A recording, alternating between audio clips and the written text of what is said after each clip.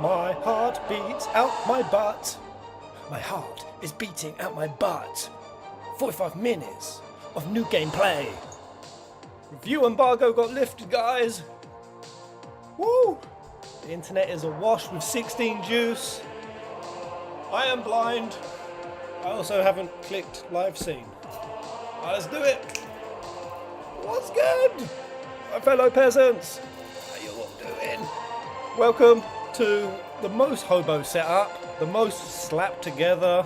I have been working on this half the day, trying to get a stream so I can react to this stuff. Let me know if everything is okay. Woo! Orange juice!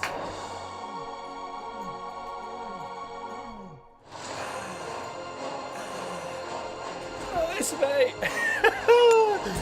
Oh my gosh, the rumours were true! I knew they were true, guys. I don't want to be that guy.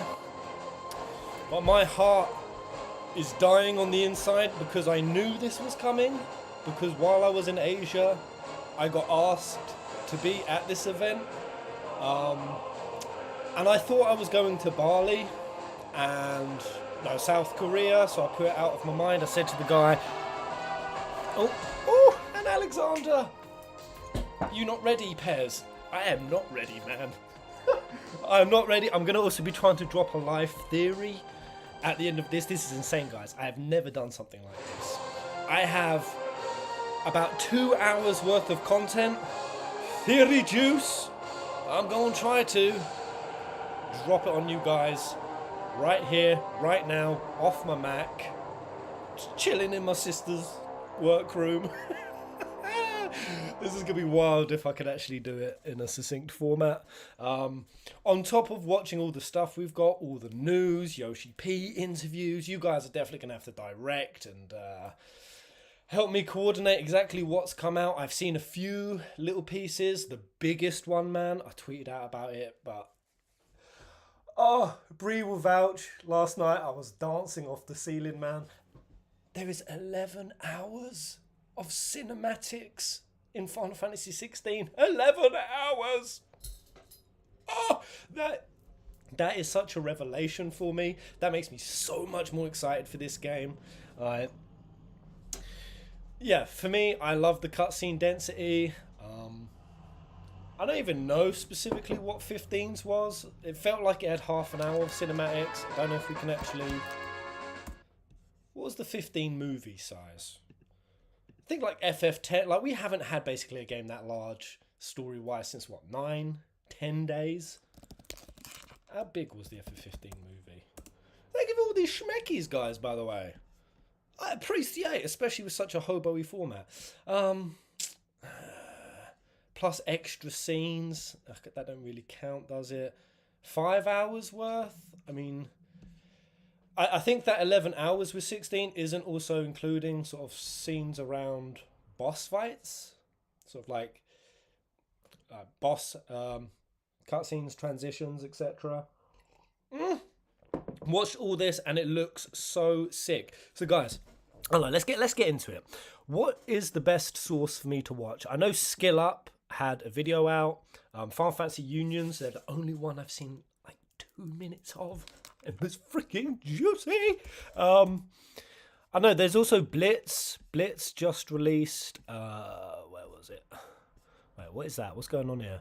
Why no one talk about this? What's going on there, guys? What's happening? Well, this new Final Fantasy 45 minutes exclusive gameplay. GoDaddy, get at it. Lauren, we love you and your hobo setup. Yeah, this is thrift store streaming, man. Dungeon Royal Walloda Army. Keep. Oh my god. Gameplay is exciting. Yeah, basically I had a opportunity to go to this event and I put it out of my mind because I thought I'd still be in Bali, in South Korea. So I said to the guy, sorry, I'm not going to be in London around this time. And then I obviously came back. But because it was so long ago that I got this message, I put it out of my freaking mind, guys. So when I heard about the preview embargo being lifted, I kicked myself. I kicked myself so hard because I've been back in the UK now for about 3-4 weeks, I could have gone. I could have been there. I could have played the game by now. I would have made it. Oh, shit. 45 minutes and no commentary. That's kind of what I want, man. I want to just like have it infused into my body. Should we just dive straight in, guys? Just go into the 45 minutes, and then we can look at the new stuff afterwards. And then I can try to give you guys a rundown on the theory stuff. Quick question. How many of you guys have seen the part 1 and part 2 theory vids that I put out? The Dark Mothers video, talk about the theme of the mothers, the potential pseudo retelling of Heidelin Zodiac that 16, I am utterly convinced is doing. I'm certain Yoshi-P is retelling Zodiac Heidelin story. And then I just put the part 2 out the other day, which is a little tee up on like chaos and order, duality, the fall of man. It was very much just a little bit of Alan Watts thrust in there. And that really was just to like lay the groundwork for the big beef of information I got. From Midrashic Judaism to Islamic to Christian, the amount of weave that is happening in 16, guys, it is either pure coincidence. It's either pure coincidence. Everything from like, I'm going to tell you why Clive has the mark on his face, the significance of him being an Ifrit, a lot of it. I won't spoil too much, but basically, if I'm going to try to record part 3 and 4 live here with you guys. Love your theories. Nice. Thank you, Minako. Who else is in the house? Just give you a few more minutes and we'll get going. It's fine, Pez. Now you get to experience it with us. That's the thing, man. It's 4 months away. The hype train. I don't know. I feel like I've been on board the hype train, but now it's actually time to take off. Choo choo. Let's get moving. All right, 4 weeks until this thing's come out. Didn't they confirm that the demo is only coming out, was it 2 weeks before the release of the game, or 10 days? I feel like I heard that somewhere. Someone correct me if I'm wrong. Which is very short. I mean, considering that these reviewer motherfuckers, of which I should have been one, but because I now didn't actually get to review it, they're now motherfuckers to me. We only get hands-on like 10 days or 2 weeks before the game comes out. That's not a lot, man. Like, dudes, we were getting 15 demos a year before the game came out. A year. 2 weeks before. That's crazy, man. Tony Redgrave, yep, love your theories. Dude, these theory parts that I've got today, I don't know if you can see all these tabs I've got open. I have about 30 tabs open with all of the information that I'm going to be dropping. Bree said to me, was walking the dog a moment ago, and I was laying the information out to her, and she said, like, maybe I want to like do half of it today with you guys on top of reacting to the stuff, and then do the other half tomorrow on a separate stream. Because she said, dude, you're just going to overload everyone's brains. And I was like, that's what they want. That's what they bloody want. They want their brains incinerated and turned to mush. Was I correct, or should I break it up into 2 parts? I don't know. Anyway, I think how many people we got in the house? I can't really tab across. 106. Yo. Wait, it's still saying stream is starting. All right, okay, we are. Whoa, 100. Homies and homettes. Choker bros and choker hoes. Good to see you. All right, let's do it. Let's just start this. Let me know if I've got the volume right. Let's get into it. Yeah. Oh my god. Okay, here we go. Is this the right layout? See, if I go full, the problem is if I go full screen, it's gonna. I've got the layout kind of a bit peculiar at the moment. Well, I didn't think this through. If I go widescreen, I'm not going to be able to see the chat. So that's a bit. Oh no, Pez. Oh, okay. Maybe I can just do this. Oh, Jesus Christ. Oh my God. Okay, we'll try that. Is that okay? That's good enough, right? That's good enough. There's a bit of a janky border going on, but that way I can still see the chat and marinate in the hype with you guys. Oh, Lauren, you're a legend, mate. Thank you. Only 30 tabs. You've got to pump up those numbers. Yeah, 30 tabs. Only 26 of them are... Only 26 of them would be safe. The other 4 you'd have to disinfect your eyes and go find a preacher ASAP. Although, just quickly before we do watch this, I'm just going to cast a fortune on 16. I know, I just want to see you guys before we start this. How confident are you that 16 is the game of games? The game that's going to bring back Final Fantasy. The game that is going to live up to all your hype, all your expectations. Out of 10, how confident are you? For me, man, I'm clean. I'm clean 9.5, yo. Straight. I ain't holding like back on my expectations. Full expectations. Basically, if 16 isn't incredible, I will be crushed as a human being. Nothing less. I will be severely wounded. Yeah, I'm at like a 9.5. What about you guys? 12, 10, 10, 7, Lauren. Come on, 7? 7? Okay. Well, I'm going to cast a fortune from the Golden Temple. Let's do 16's fortune. Tell us, oh fortune cookie, what will the fate of 16 be? Alright, let's find out. Oh, shit, I got it all in my pissing Mac. I got it in my slipper. Slipper cookie? Oh, fuck. Oh, last chance. Oh, fuck. Okay. Alright. The fortune of 16 is... fish. Fish. Oh, it was the back of it. You should have a talk with a friend today.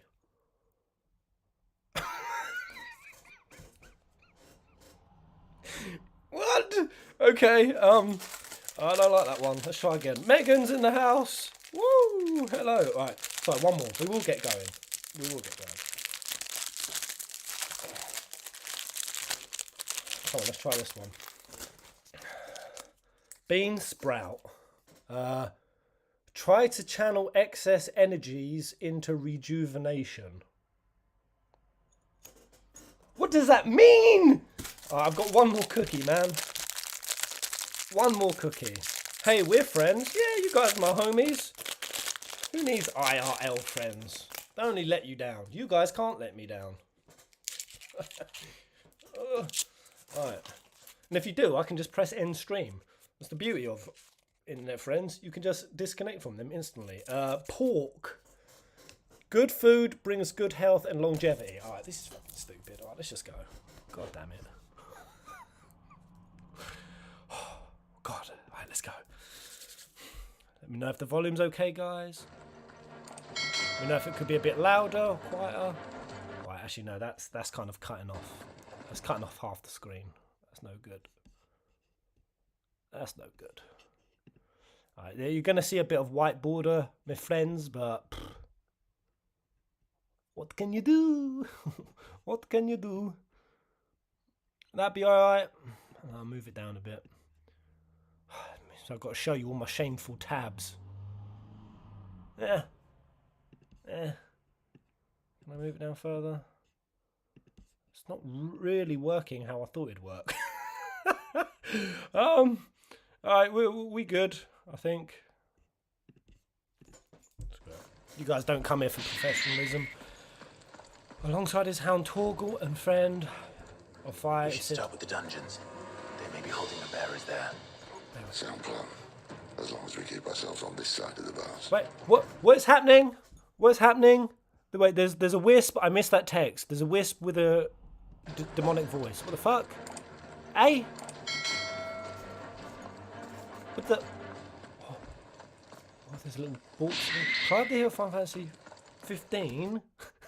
Alongside his hound Torgal and Fencidolphus, the dominant of armor, I infiltrate and keep occupied where the dominant of fire is said to be held captive. What they mean Joshua? Okay. We should start with the dungeons. They may be holding the bearers there. Sound plan.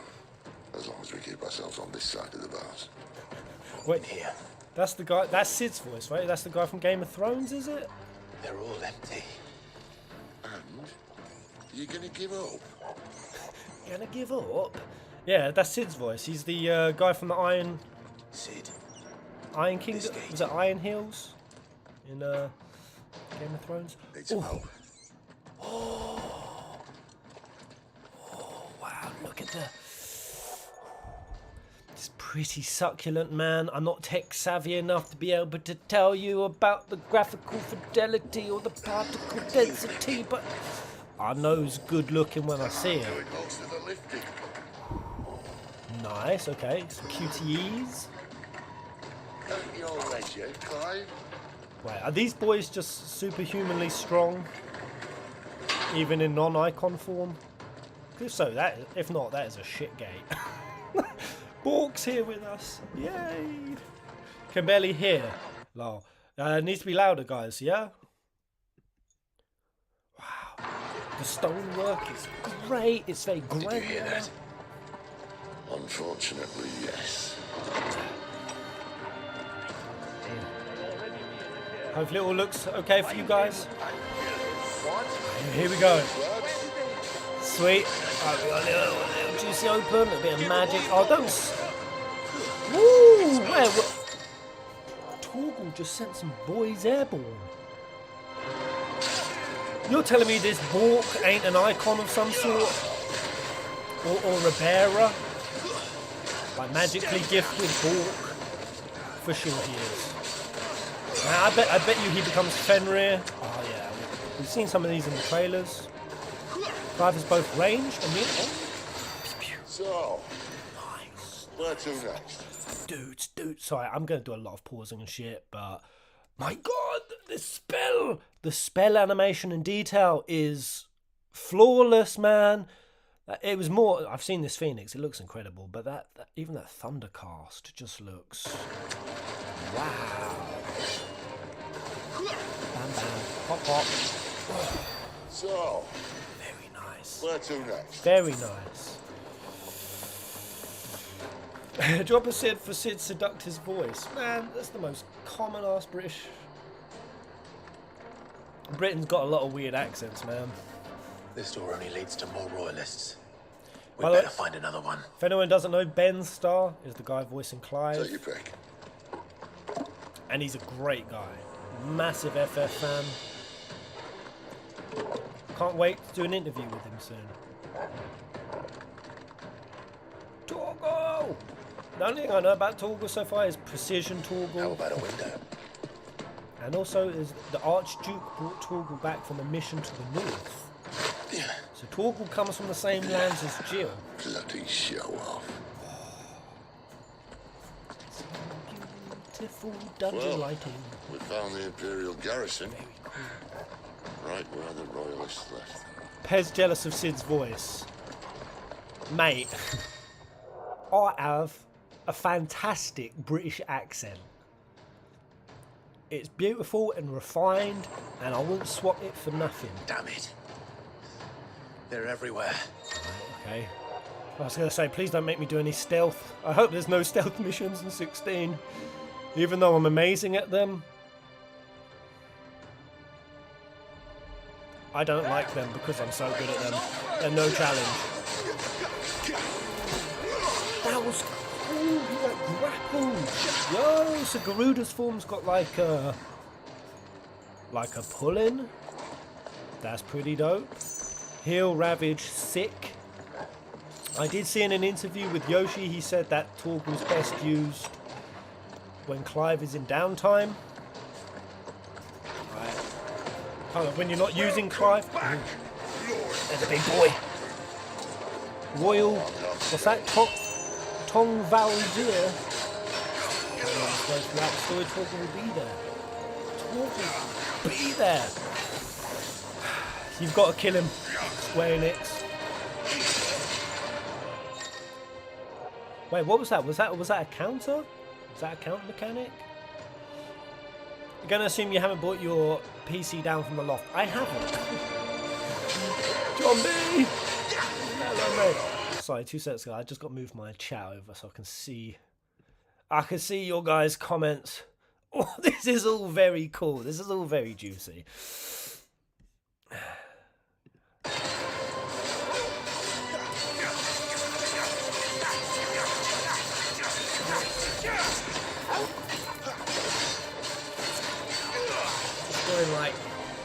feral claws with Garuda. Go. Oh, alright, let's see some Titan's Fist. Okay, yeah. Nice. Nice, what was that? Like a phase dodge? Phase? Oh, looks nice. I want to play this game. Oh, what's that? What's that? What did I just see? What did I just see? Yo, that looks so freaking cool. This is so freaking cool. DMC5 goodness with they also said, this was very interesting, they said that playing Clive is going to feel like playing Bart, just in real-time action. They said that Final Fantasy V was an inspiration for 16. I guess they mean just the nature of like shifting jobs and being jack and trade. Yo, that was Litty Bombitty. Oh.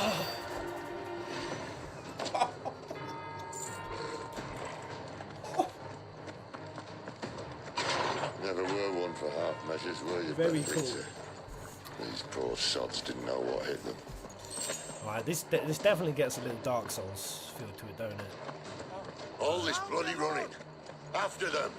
God, I hope I get triple-digit wipes. Did they also release some information on New Game Plus? I think they said that there's a version called Ultimania. I might be getting this wrong, which is like a level 1 no gear run. It's brutal.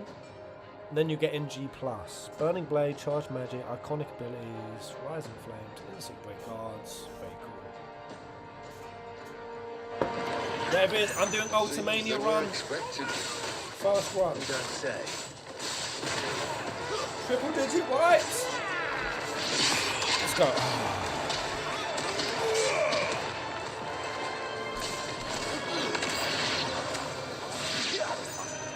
I love what I see. I love what I see.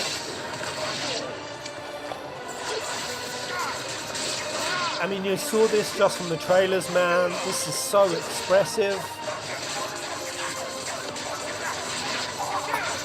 And the soundboarding, man.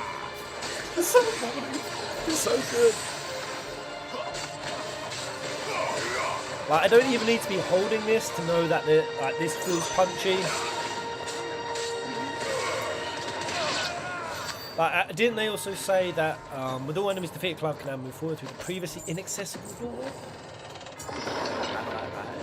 Is that shortcuts? Then Great Grieger must have. Well, actually, it's an ad for Octopath Traveler too. It's not so bad. And have you guys played Octopath Traveler? It's got the same score as Final Bar Line, like 87. It's pretty damn good. Plans for us. But yeah, I think I also saw that 60 FPS is confirmed. 16 will be utilising the PS5 like fully. So what that tells me is all that haptic goodness, man. Oh, nice. Yo, the goddess with the halo. Shit. Wait. So this was in Reload. This was in Reload. Oh my gosh. My dudes, this is so good for my theories. This is so good. Because we have seen a statue and we've seen obviously the goddess with the halos in Sambrique, and my last theory vid talking about how Barnabas is also affiliated with the goddess in this game. That he wants the Mother Crystal system to continue, and that means that Reload is also associated with her. And now it turns out this statue was in Reload. Oh, this is going to get juice in the theory later. All right. Yeah, the haptic better slap. What the hell happened here? Watch your butt crack when you stand up. Oh, did my butt crack come out? Shit. Yeah, it's a good chance I haven't got a belt on. Little late. Are you saying it just to be careful, or did my butt crack actually slide out? Oh, Jesus. Oh god, I'm so excited. My butt crack's hanging out. Oh, okay, Jesus, we're going into Benedicta. I just want to see these scenes. It looks so good. His jeans are too big. Yeah, I need to get chunkier. I'm chunky enough as it is. What the hell happened here? Sid seems cool as hell, man. Sid. Here we go. A little late for prayer, isn't it? Yeah. What are you doing? Do I seem so desperate as to grovel at the feet of a false god? I was A false god. Okay, so I've got to stop pausing. Okay. waiting for you. A false. Not for She's a too long, I false god. Interesting. All this for a midnight chat. And there's a dragon around the statue, which we see in the artwork, which could be more. Pez skips leg day, bro. You were kidding me. My quads are huge. You tripping, son? Oh, she said false god. Interesting. Well, let's chat then. Where are the men and women you took from Lost Wing? You mean where's the dominant? Waleed shall be requiring his services indefinitely. Come back to me, Sidolphus. I need you. Think of all the things we can create together. Sid and Benedicta. The world that we can build. Know each other You well. need me. Your king needs me. I'm all for building a new world, just not his. That bastard's dreams are as twisted as his promises are false. And I want no part of him. King Barnabas saved you, and this is how you speak of him. Have you no shred of loyalty? Oh damn, she full-blown simping for Barnabas. To a leader who'd use me. Like he uses you. You know nothing of me, Sidolphus. You're right. I don't know who you are anymore. Ooh. Or what you want. She sounds a bit like Fran. She does, don't she? I only know what you used to say. She truly does. That you were tired of running. That you just wanted to be free. Free of it all. You weren't lying to me then, so what changed? What made you think you had to sacrifice who you were to get what you wanted? Sacrifice. Oh, I use he's my hitting it. talents to my advantage, and you would tell me there is shame in that? He's hitting If there's the no soft shame, spots. then why do you feel so sorry for yourself? A rousing speech, Lord Commander. I was a fool to believe you might have changed. Ooh. The only person I feel sorry for is you! Her outfit is dope. The voice acting is dope. I can't do this anymore. I love this. 11 hours of this. Oh, she gonna break? She work? Oh, she's You would garroting stand out. between our leash and his dream. Then you leave me no choice. Goodbye, Sidolphus. Oh, here we go. Let's see the transformation. Oh, nice. Big. Woo! That was quick. That was quick. Stand back, Clyde. That's a pretty good row. Pretty good raw. Transformation raws. Let's see Sidolphus' shot. Yeah! Oh! Let's go! Let's go! Shit! Oh! Oh! Oh, nice choreography. Yo.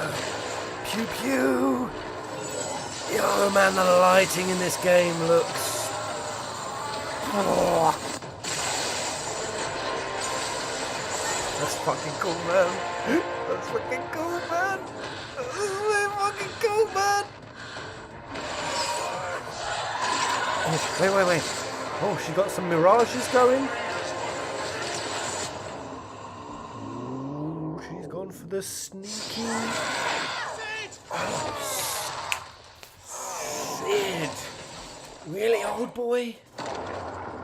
Oh, the goddess statue is... kaput. Why? Oh, Torgal ready to tear. Finish them. Tear that ass up. She's got minions, so we get to fight. Well, Sid. He's just Okay. She's got minions. Very cool. This is much better than 13. Wait. Let's not. Don't even start that, guys. Not this time. Final Fantasy is love. Final Fantasy is life. The competing is no more. Very cool. Couldn't pull because there's a boss, I guess. Are they merging? Ooh, oh, quick time events. Yo, nice. Okay. I know people are gonna feel a way about. Oh shit! Damn, 16 is full-blown action game. QTEs. I don't know how you guys feel about QTEs. Yeah, I mean it was generous timing. I know. Like back when we had QTEs in 13.2, they felt odd in a Final Fantasy. She doesn't look happy, Toggle. But they look pretty cool, let's be honest. Let's be real.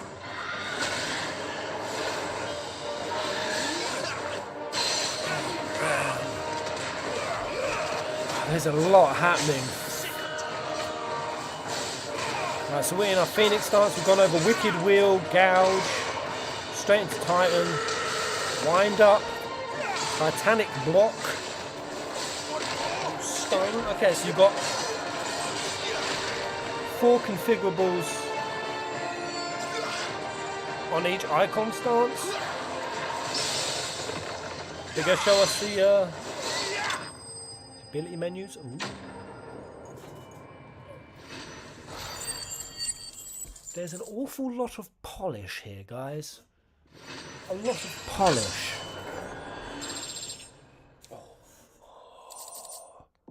Okay, clouded eye. Cons tings.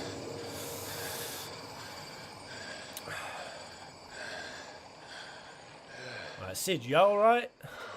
You got pretty mushed. Does the wolf die? Well, you have to question that this game happens over the course of... I mean, he's such a big boy. Sid, are you alright? This game happens like over a decade. Do I look all right? And a half. Ooh, there's the blood. There's the blood. How long do dire wolves live for?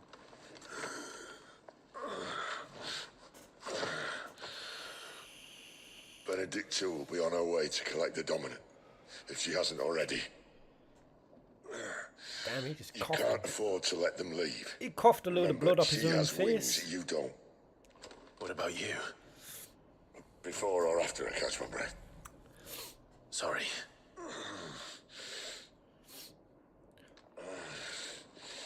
I like the Come font. on, Toggle. Yeah, you know what? All of those HUDs and even the combat UI now. I don't know what they did, if they changed it up. But it looks good, man. It looked good. I confess I expected more from the old man. Here we go. Clive versus Benedicta, yeah? And less from you. This is the second time you've bested my sisters. Men of your talents are rare indeed. Why cast your lot with such undesirables? If it is the hearth you long for, you will find more than enough warmth under my wings.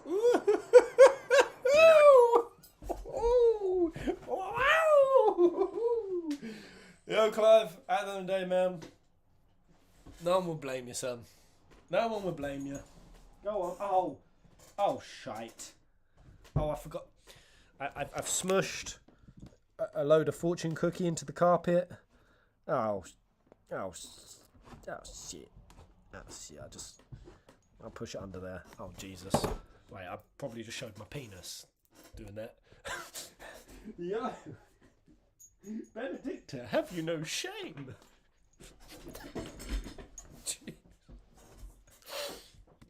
exactly what I want. You want Hand revenge. over the dominant, and I'll leave you in peace. You would dare to make demands of me. Peace. Yeah, see, send the dominant fire. So yeah, this must be Clive still searching for Joshua, right? Because it can't be the second icon of fire, the dominant fire. So the thing is, Joshua? Why the hell would he think we'll load as Joshua when Sambrique were the one who attacked? Do you think that's who he's after? I don't know. We better keep going. You would dare to make demands of me. I like these voices. Know your man. place, little lamb. Fool is the shepherd who heeds every bleat of the flock. And I will suffer yours no longer. I'm very titillated. Very titillated. Must I spell it out for you, Branded? No one is listening. No one at all! Ah! She's a strong lady. Come, little lamb, to the slaughter with you. Oh, here we go. Clive versus... They're showing us Clive versus Bennett. Well, not showing us. I've got to remember, people actually got to play this, man. Oh, damn. Those hips don't lie. The part that was titillating me was those little, like, gold embellishments on the inside of, like, a cloak. Oh, like some of the little details in the outfit. The Soken magic happening. Yeah, they've definitely muted the HUD. It was much more vibrant. Like they've muted the saturation. Yeah, I can see it clearly now. They've done it. Cause it was so garish before that it looked jarring in the backdrop of this kind of gritty medieval setting. So that's good. That's good. And I do like the text style. Wow. So you've got like QT dodges, like mini QTs, and then big ones.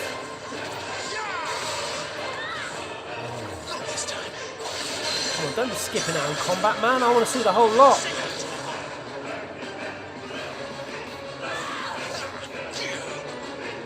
Ooh, yeah, the Titan Shield. Very cool. I believe that I'm gonna meet the one.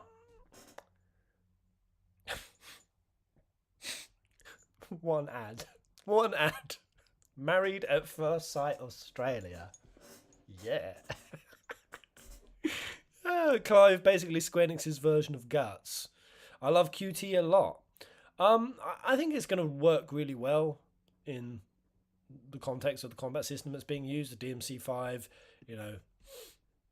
action game. I think yeah, just that constant like expressive motion and like the little slowdowns. Like it doesn't feel cluttered. Like all the QTEs and everything I'm seeing just looks really clean. Like it doesn't hurt my brain to look at, which is good. Not this time. Everything feels like distinct.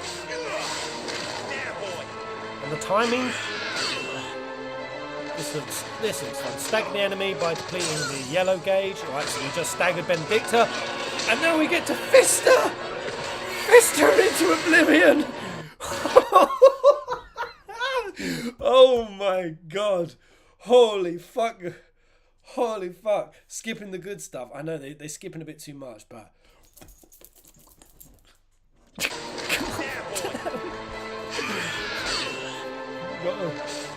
Stagger. And then just...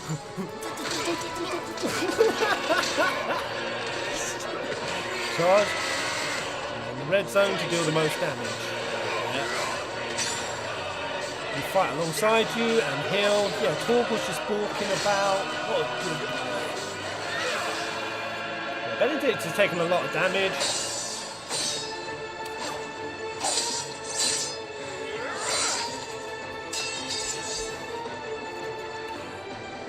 Where is he?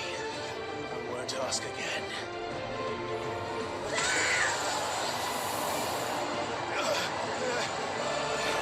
Soaking magic. Pushing it, pushing it.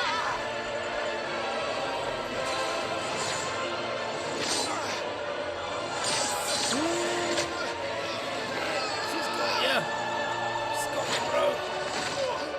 We're gonna have to bust out the Ifrit. So actions in which the player must quickly react will appear during battle cinematics. Oh, damn! Big destruction. Dodge this.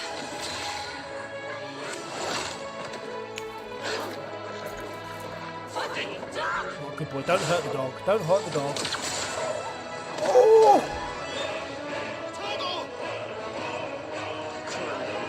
Okay, well, Benedict has just lost big support. My God, man, there is so much to take in. There's so much to take in.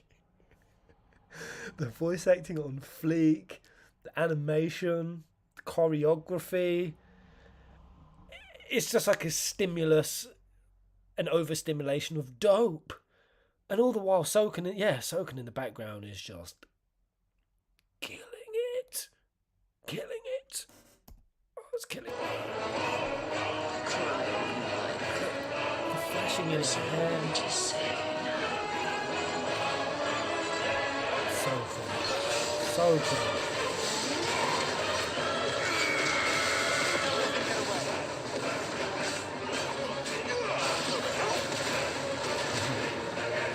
Wait, yo guys, I did not hear an F-bomb.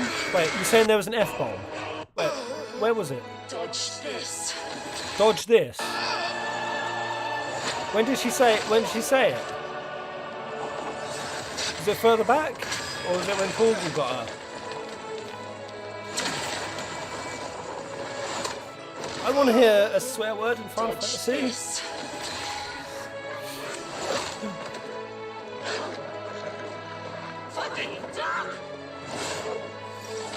What'd she say? Puppy done?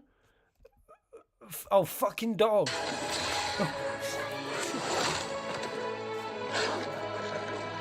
Fucking dog. Oh, shit. Oh, damn. There's no one to save you now. No one to save you now, you want to bet? Torgal's back. He weren't... That boy weren't even down for a second.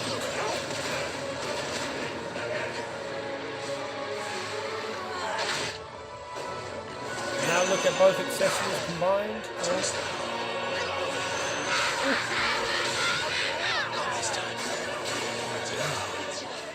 Oh dang, timely support accessories. That's cool. Benedict's a new form. Full health, okay. Phases, okay, yeah. Clive's got some cool dodges on him.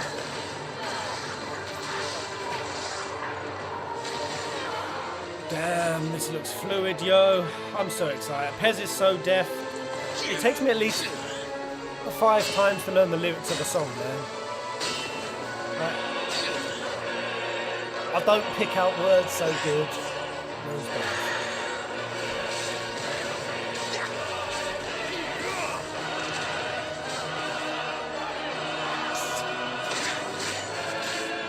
This is so intense.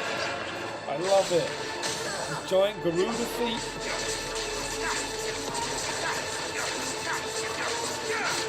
Wow.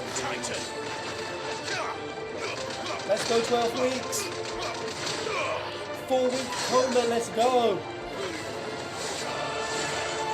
Time to join the paint. Yeah? Yeah! Alright then. Alright then. Shit. Should just be crunching up some towers. Ramel food. What are we going to do to that guy? At the end of the day, Benedicta, come on, this is your infrastructure, yo. Wait, have we gone Ifrit mode? Oh, got it good. Got it real good. Yeah. Oh. Oh. Oh, limit break. Oh, there's limit breaks. Oh, shit.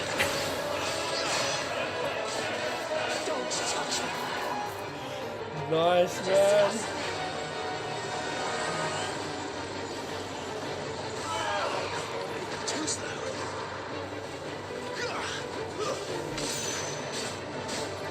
Yo, who's feeling this?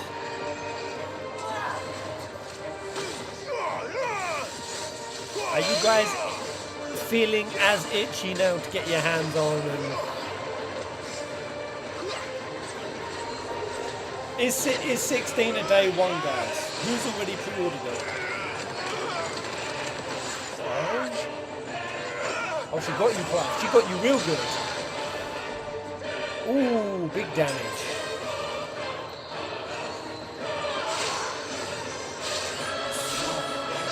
These look like some amazing, such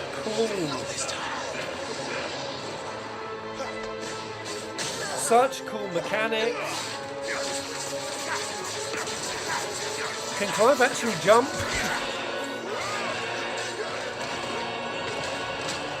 This looks very, very thrilling. Of course, if I had a PS5,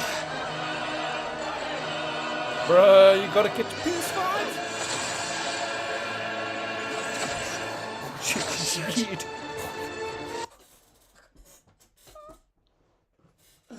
Oh, give me a moment. Give me a freaking moment, man. Oh, shit. This is absolutely nuts, man. This is this is wild. The amount of yeeting. This is bugging. This is off the freaking wall. Look. Shit.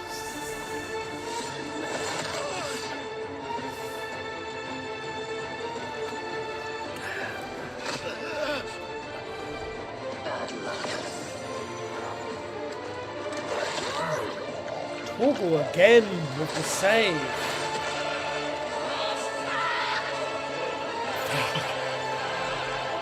Dude, Torgal's actually a legend. He's like Donald and Goofy merged times by the power of actual helpfulness.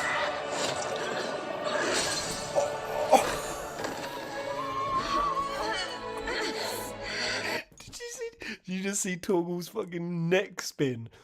Torgal just span himself on a double revolution on Benedicta's freaking face. Let's see that again, shall we?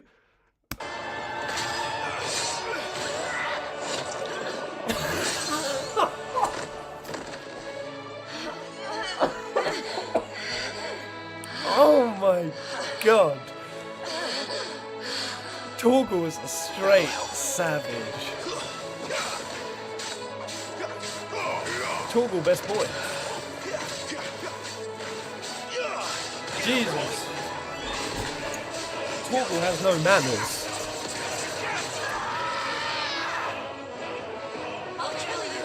I feel like I need to do a theory. Torgal's actually the main villain of the game. Oh, nice dodge. Oh, Benedicta just wailing now. Damn, these blocks. Spell animations are incredible.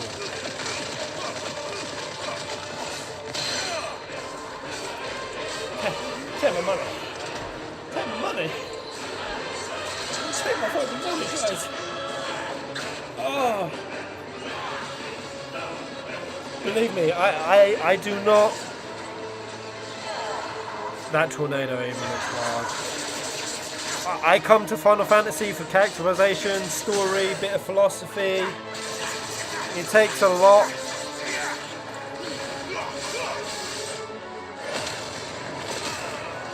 To get me truly shitting the bed over a combat system. I'm pooping. There is absolutely poop.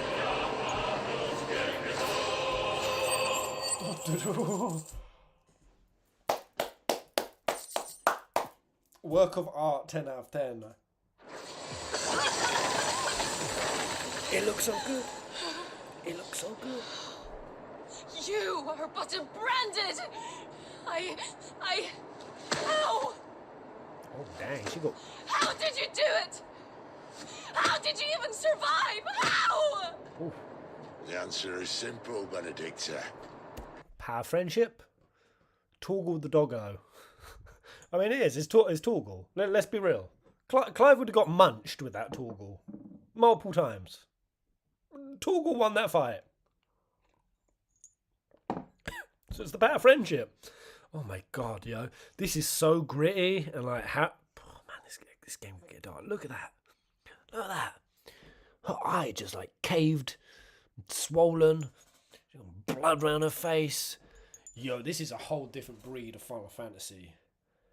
Torgal spin-off when Torgal DLC, let's go. This is so cool. Yeah, we have never had a Final Fantasy close to this. This is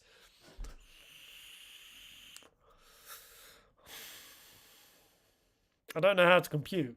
Please guys, please. How are y'all feeling when you see this stuff? My brain is slowly melting. I like it. It's good melt. This is wild. This is like so much beyond my expectation and what I was anticipating. Even just these 26 minutes. Oh, I like to see it all now. I mean, I've been staring at trailers for hours. Oh, Bree! Brianna bought me snacks.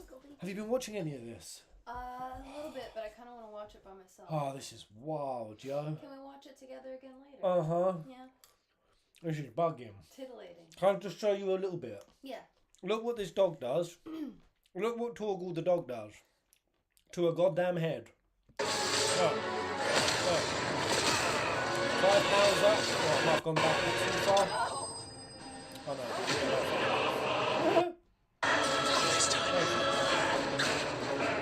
It's right here. Right. Clive's down. He's getting wrecked. Mummy step on me. Yep, goes to Talon. Hawks you to save the day. Hawk? Fuck! Yeah.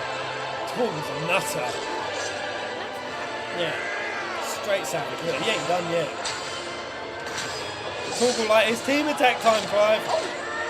Little throat lacerate. A little. Hold up. Here we go. Oh my god! You're savage! Right. Mofo just came in this. Like shit. Do you know Oh how? my god! Do you know how that must feel That to is have savage! fangs Ugh. dig into your face and lacerate No, on I the could twist? I could not imagine that. Yeah, it's so. This is like a mid-fight. Everything looks so good, man. I'm so excited. Yeah, me too. This is a whole different breed of Final Fantasy. I left you Look. the shells because you like to suck on them. Look what Brie got me. Got some pistachios. Hello, Brie. Hello from Brie, everyone. Hi guys, She, hi. she hiding because she ain't got her makeup on. You know how women be. Shut up. She bought me a little apple pie Some apple with slices. some actual apple. And Brie had never had before. Anyone know what chocolate that is? She never had this before. 100 peasant points for whoever gets it. It tastes strange to me. She thought it was peculiar. It is. What kind of a chocolate? I peeled the pistachios, but I remembered this is that delicious. you like to suck on the You shells. bought me so I- shells to suck on. Do you need anything else? A diaper for the amount that I've shat. I didn't know I needed to get diapers for I've you. pooped. A mop to mop my brain up off the floor. Oh wow! Actually, I did crush a whole load of Damn it, fortune you messy cookie boy. into the carpet. There's shit everywhere. Can you? Oh, Oh, I dropped it in the water. oh, babe. Do you want to pick between one of these fortunes? Sure. You got. Just pick blind. 1, 2, or 3. I want this one. Right. What does it say? What is it? What does it say? You should have a talk with a friend today. Yeah. Fish. Go have a talk. Orange chocolate. Chocolate orange. Yeah. It's, Terry's chocolate it's orange. strange. lunch. 100 peasant points for genetic and Ashim. Have a good rest of your Ciao, stay. ciao, dear. Love you. Love you, darling. Oh, Shadow Lover's off. To the pit, mate. Be well. Alright, 26 guys. Oh my god, we got 193 of you up in the house. Hello, friends. Oh, let's continue. You are but a branded. How? Damn, Benedict take losing hard. How did you do it? How did you even survive? How? And he didn't even go with for it, my The girl. answer is simple, Benedicta. He was fighting for something he believed in. Shut up! Why aren't you dead? We've played your Good games. answer, I suppose. Now tell me where he is. Who? Oh, What are you? what are you? Oh, he does. He takes it by force. He takes the icons by force. Yo.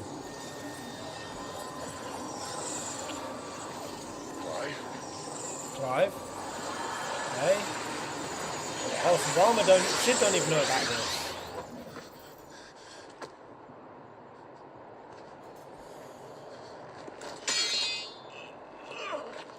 Oh, she has no idea. Oh, the demon eyes. Yo. Whoa. Hey up. Hey up.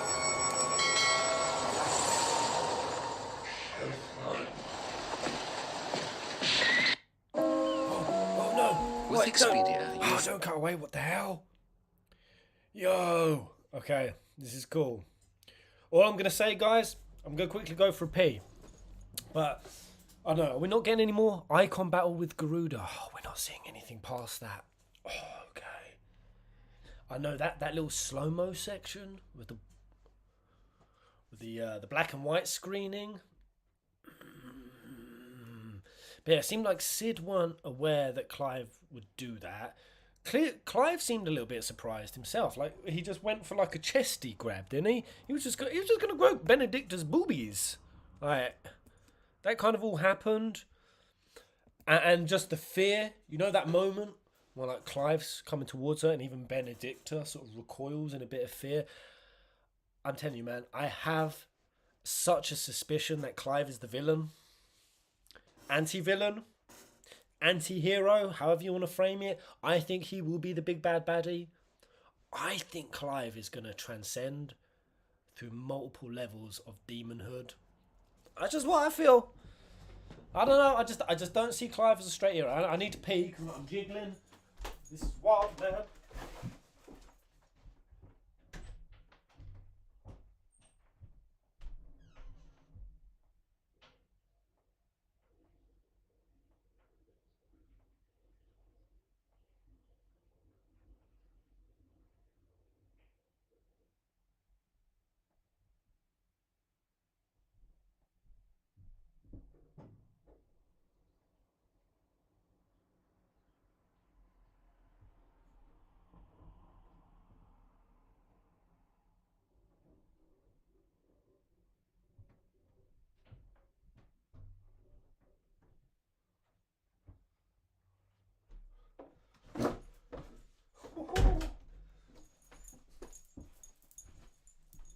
I'm very excited.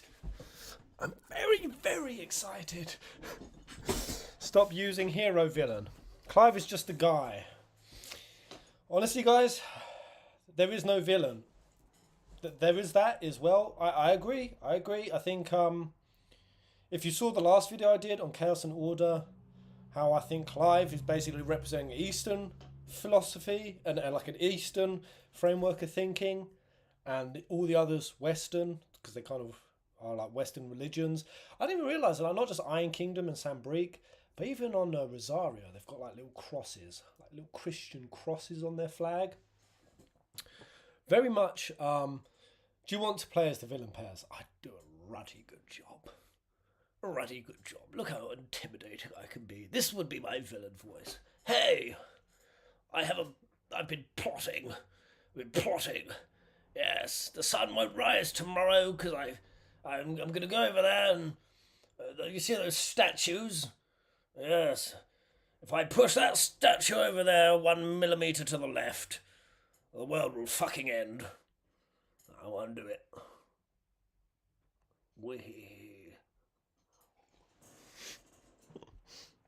Nah, I don't think there's any villains either. I just think that Clive, in bringing the Mother Crystal system to an end, we'll do all this in the theory section at the end. But by playing the role of the big bad baddie, he's going to get some of the other icons who are just, they're more concepts. They're like Chaos and Order, Light and Dark. Going to get them in the same room. And actually, like Clive, that's how he's going to unify all of these different nations, is by basically playing the Archdemon. And this is in Christianity. I've got ties from Christianity to the Ifrits in Islam, to Gnosticism, to the Hidrashic texts. All of it is going to be a manifestation of what Clive is going to represent. Anyway, shall we continue on? Who's in the house? So I'm just going to hit a few more pistachios and we'll get going. But do you guys have any theories? Have you guys had any like new brain cannons coming off of this this gameplay demo? Have you had it from the trailers? Get in your head. Any ideas that you've had about 16? We'll share them and we'll discuss them afterwards. He's Lelouch. His villain power is smashing cookies into carpets. Let's go. Interesting. So Clive, he just went for a grunt. Took the Garuda power. Lots of screaming. Right.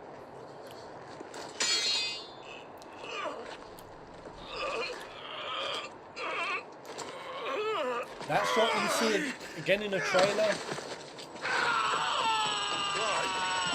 where it's all red and demonic. I'm telling you, man, Clive ain't what he seems, yo. Chat is frozen on screen. Ah, shit, man. Is it? Curses. How long's it been frozen? Let me quickly see if I can quickly re-add the chat bot. Are you sure we want to remove the chat bot? Yeah. Let me just quickly put it back, guys, because I do want to see your inputs. All right, tippity tap, guys. Tippity tap in the chat. See if that works. I've got a peanut head, guys. Why did no one tell me that my head looked like a peanut? Ah, there we go. There it is. Wow, but there we go. Sweet. Alright, let's press on. Aside from that, Torgal is best boy. Ifrit is the Hulk to Clive's Bruce's banner, and Clive is schizophrenic, and that gets worse with the more summons he absorbs. That's what I've taken from all of this. Yo, for real. I think this is going to be a psychological game. Oh shit. This is where Road Hooded guy shows up in the trailer. Road Hooded boy. Right. What are you? Flashpoint Clive? Clive's evil twin? Clive's ego? His shadow self? Yep. Clive, what's that? Does Sid see it? Oh, he does. Sid sees it. You killed my brother. Are you absolutely certain? Oh, yeah. Oh, yeah. I've seen him every night for the past 13 years. Watched as the flames of his icon took Joshua. Ow! Sid! I'm here, and so's Torgo. I'm here. Don't worry about us. I'm alright. It's all good. We've been waiting for this. Go! Sid! Forgive me. Honestly, describing if a shadow self fits too well with the theories I've got. Me too, man. I honestly think. Well, I don't want to say too much to give away the spoilers. Oh, Where did he go? where did he go? But you got to remember, Ifrits in Islam, they have no form or. Whoa, whoa, oh, shit, shit. That was so wild. Yeah, Ifrits in Islamic, they're just smoke. They're just like formless smoke, which we have seen this robed hooded thing in like just a fiery, amorphous, incorporeal form. So there's something here for sure. Oh my god, that Garuda shot. She clucked like a chicken. I'm not here for you, Garuda!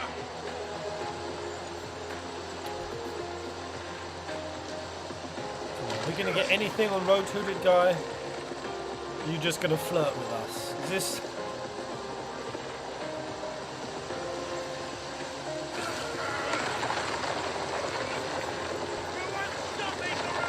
Interesting music choice, yo.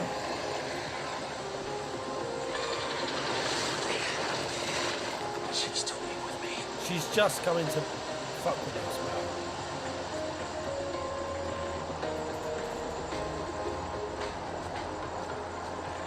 man. Man, the soundtrack in this game. Come on, 16. Let's snatch up Game Awards next year. Game of the Year, best soundtrack, the best artwork, best story. Get it? 15 million sales, I found you. 9.3 average score. Let's go. You can do it, 16. Right, come You on. called me! Why? Yeah, we gonna see anything? Spoilers? Is that Clive under there? Is it Clive? Oh. Fate has a different competition. What the hell? Damn it. Didn't get anything extra. Anything extra. I think I know who Robed Hooded Guy is or what he might be. I have a good idea, guys. Just a theory, but...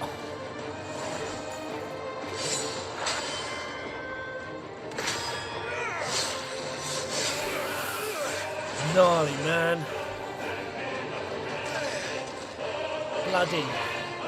Gory. Oh. We're going to get to see it for it. Bust out.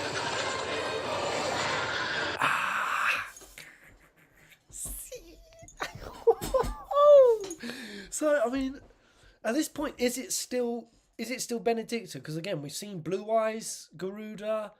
We saw her with Blue Eyes earlier. Now this is Orange. And the way that Sid describes it as like Garuda, not Benedicta. My theory is that when they've got orange eyes, it's when they're kind of like fully faded the fuck out. Like they crazy. They've gone like the full length of the humanity. The human part is gone. It ain't in control anymore.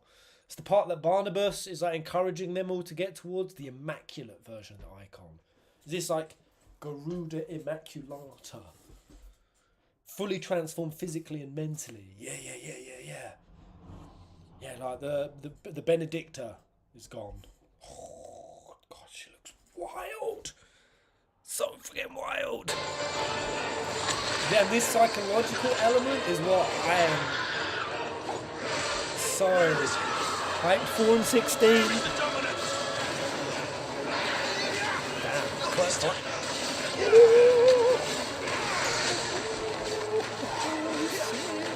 Dude, the scaling on this is, damn, she just on her knees, yo.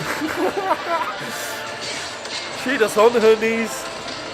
Oh, look at that. I'm sorry, I'm being immature. I just, Clive has literally got Garuda sort of face down, arse up right now. Like, what the hell is this, yo? Like, come on, boys. Come on, girls. Yeah.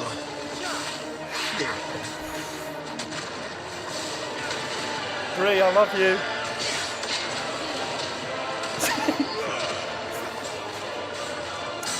My goodness, it's so cool. Then claw her heart out.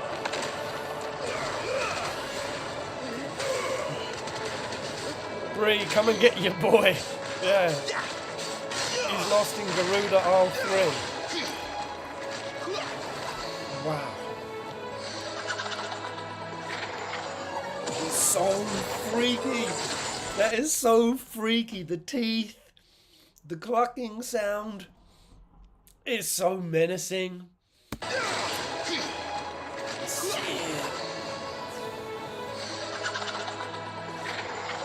Oh, God. Oh, it's almost. We should play Bayonetta, Paris. I don't know if I'd be able to, yo.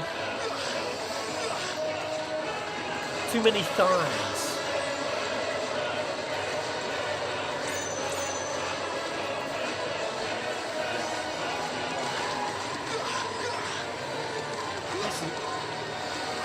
This is so lit, man. Epic.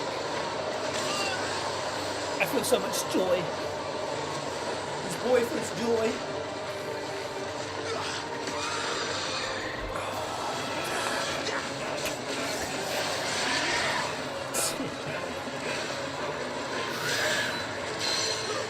Allows Clyde to close the gap.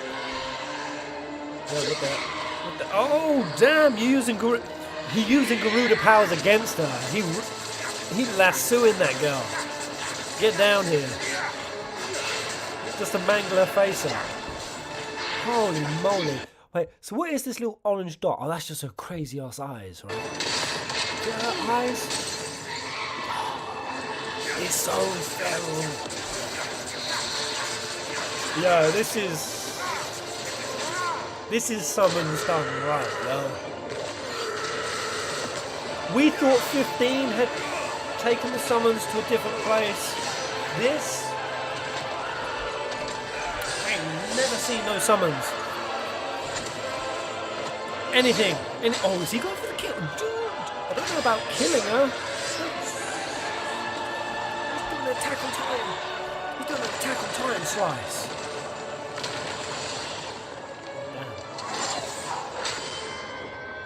Oh damn. Why are you going for the nate? You're gonna drag Benedicta out of there? Like naked and slimy?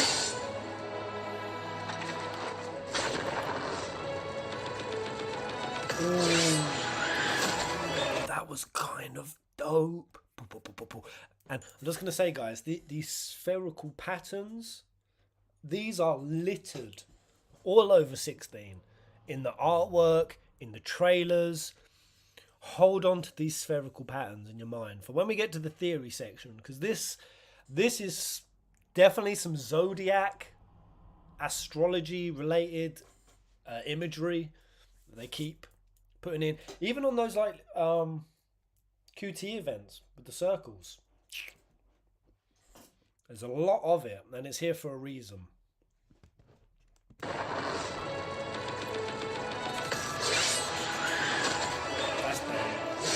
Benedict does give Isolde vibes. Oh snap, he's just dissecting her now. Oh, there's the face. Oh! Oh, shit! Oh, Garuda slain. Garuda slain? Wait, is this separate to Benedict? We ain't just killed Benedict, have we? Celestial clock, something like that. Yo, man, that's so brutal. That's so goddamn brutal. Oh my god, we just dissected her up. I feel bad. Holy shit.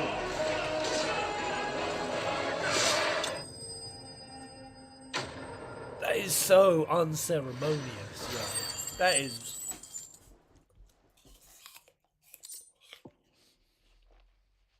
Nah, Benedicta won't be there. Fried chicken is on the menu, lads. Don't even.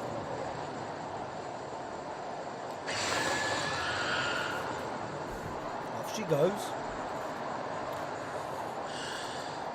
Nah, they can't.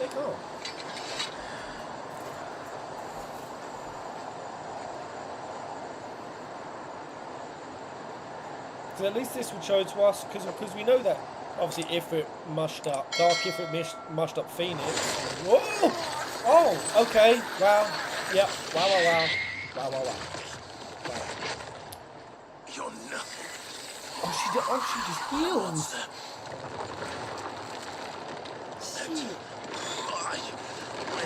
Time to Ifrit out. Here it goes. Yep. Let you stand in my way!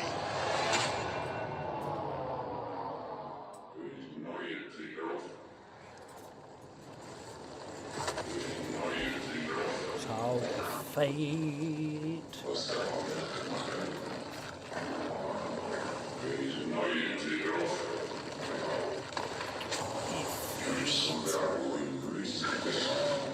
Is this his first time becoming a Ifrit?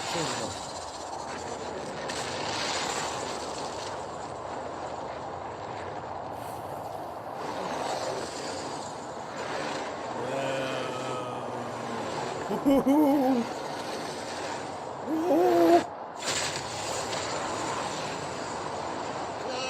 Hey, Uar, ancient language, maybe. Wonder what's doing the talking.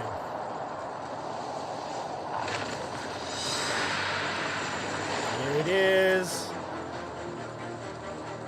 Ifrit Clive. Yeehaw.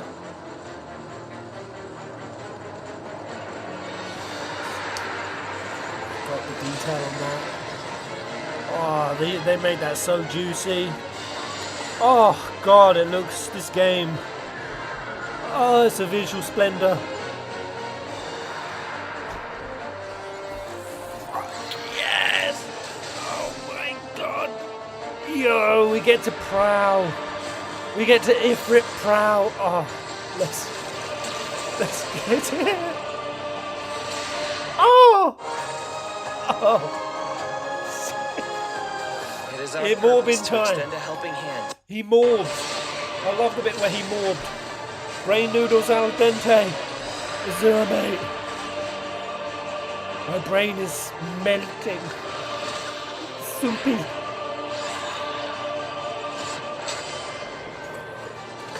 Ifrit punch.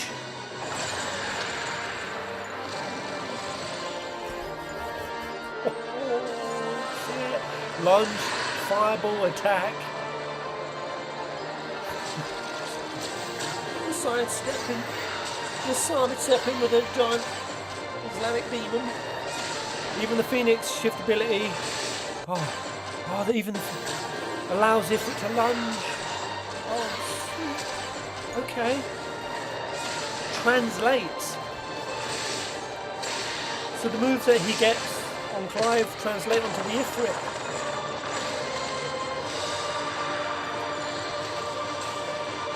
This is nuts. I love it. I love it.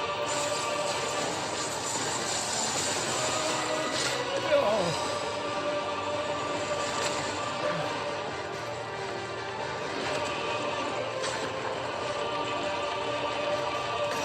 If it kind of looks like Godzilla.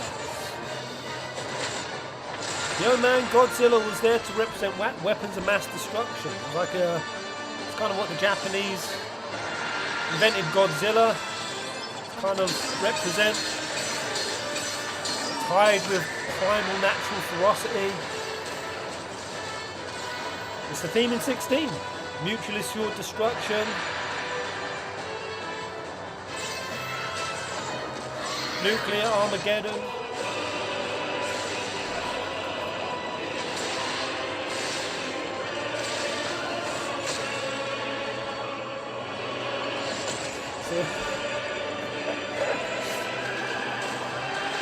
Is this what they meant when they said that there's like WWE wrestling? They said that there's professional wrestling in 16.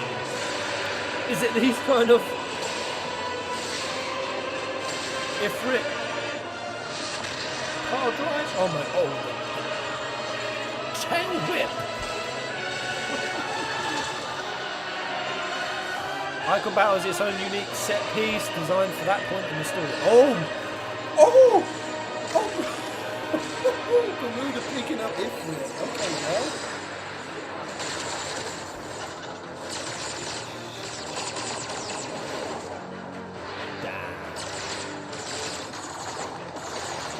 Damn. Oh damn. I feel like I don't even want to be seeing this much.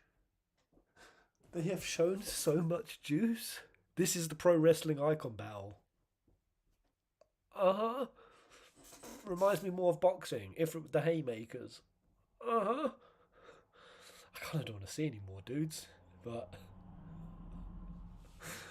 that's in reference to this fight, Pez. Just this fight. Well, I'm sure we're gonna have other Ifrit moments, obviously. But like, these set pieces. There's so many more elements to them, like choreography than I was expecting. But that is classic, like Yoshi-P. Like there's the bar of like amount that they could have done, like could have animated, could have like choreographed, and then Yoshi-P just. They do extra. They always make all the scenes and the anime and the choreography. They make it all so much extra than what they could get away with, and that's what I love about it. Because it feels like they were actually passionate making these scenes. You know, it feels like you can see them, the team that were putting this together. Like, oh my god, right, so we could have like Torgal come in or like again, and we could have like this jumping, that jumping, and we'll have Torgal do this attack. Oh, then we'll have to do that attack, and then we'll have to do this line. And like, they just build and build and build. It's like they're not skimping with the bare minimum. It just screams like the passion. See it, man. Azu Calamity, thank you so much for the super chat, mate. Take it easy. I think you're bouncing.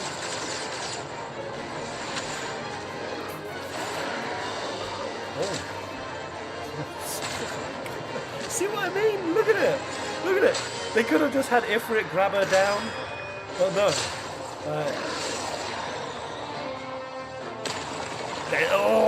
There's so much extra. Damn, man. God damn.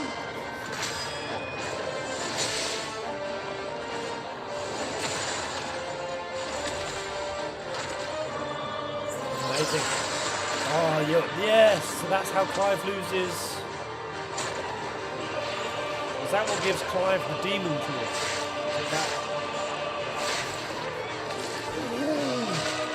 Oh! Damn, Garuda is a savage girl. I really thought that she would get like put down. Garuda just doesn't stop fighting.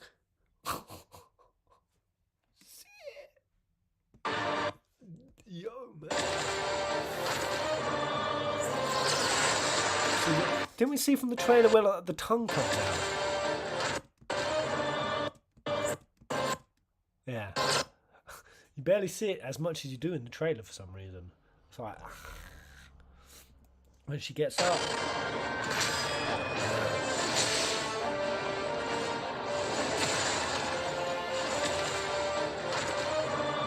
Yeah, incredibly cinematic. Next level cinematic. I am so surprised. Like,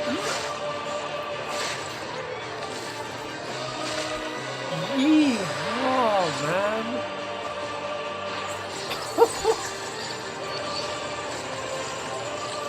oh.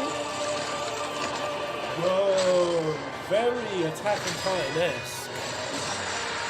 Damn, he instantly respawned that arm.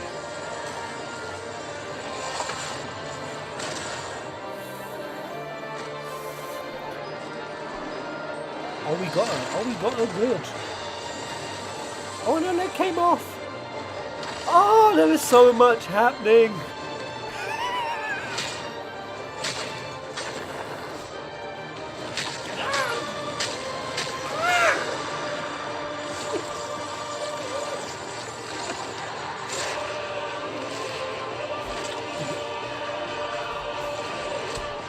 come on, come on. We just got to go back. Look at the way Garuda brought that back.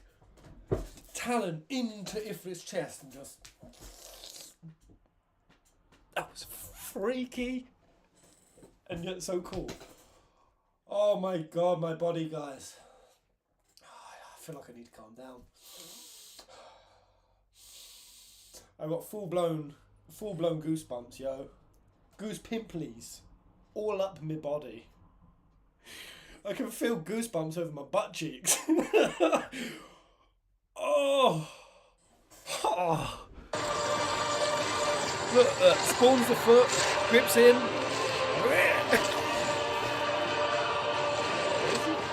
It's insane. Absolutely insane.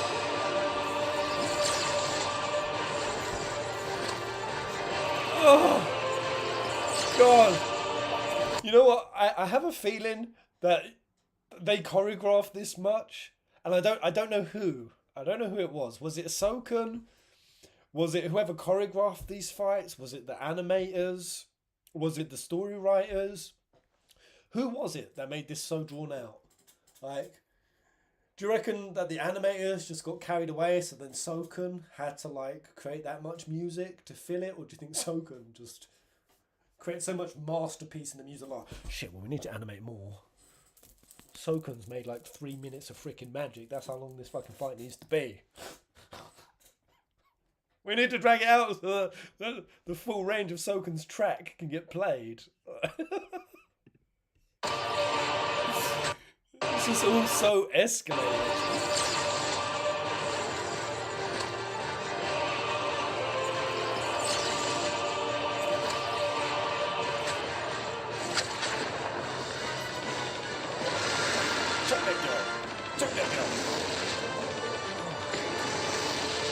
Whoa, that's freaky. He just roaring in her face.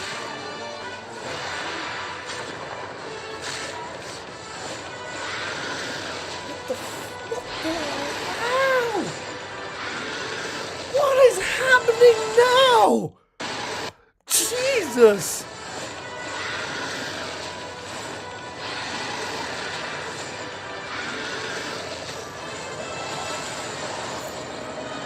Bleeding egg.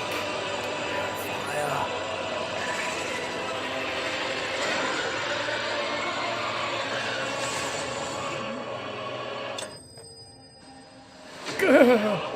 Guru's slain.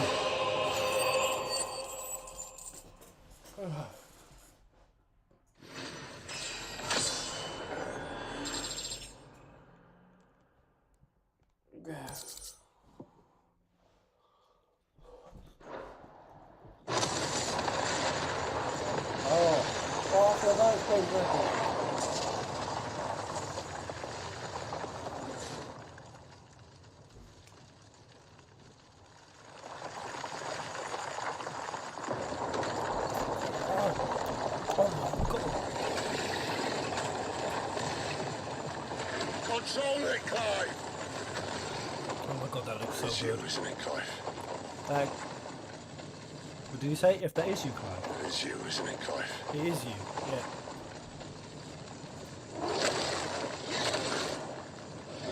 Stop this! Now! Oh. Oh. Oh. Oh, he's going to lightning bolt. We're going to lightning bolt us, or we're going to get to see Rama. We're going to get to see big Rama. Big Ramu. Big old Ramu!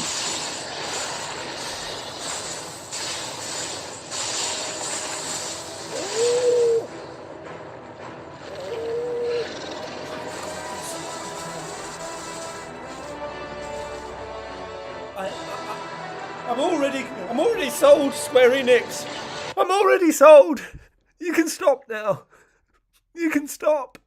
You don't need to now bring Rama in. Back in the day, yo. Back in the day, they would just show us, like, Titan for 15. They would just show us Titan. Or they would just show us, like, one Rama summon in a demo. And I would be sold. This is so extra. Oh my god, look at the detail. Look at the detail on this old wizard. Sweet Jesus, 30 seconds to go. Oh my gosh. Oh my god, it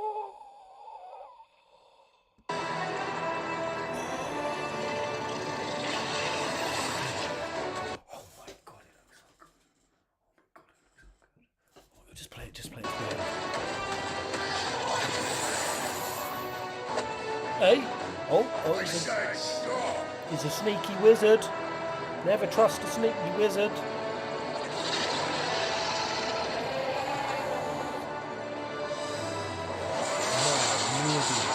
My gosh. My gosh, Magoo. Magoo. Magoo. Magoo. Magoo. Magoo. I've been left it.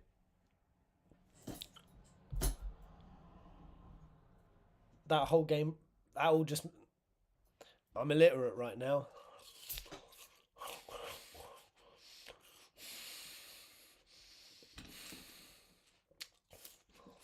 Oh my god. Gone off for purple.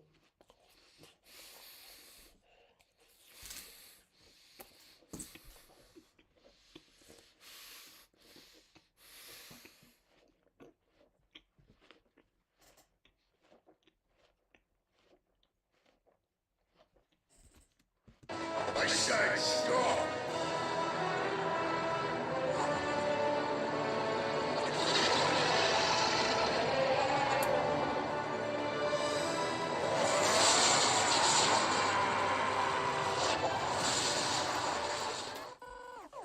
Oh my.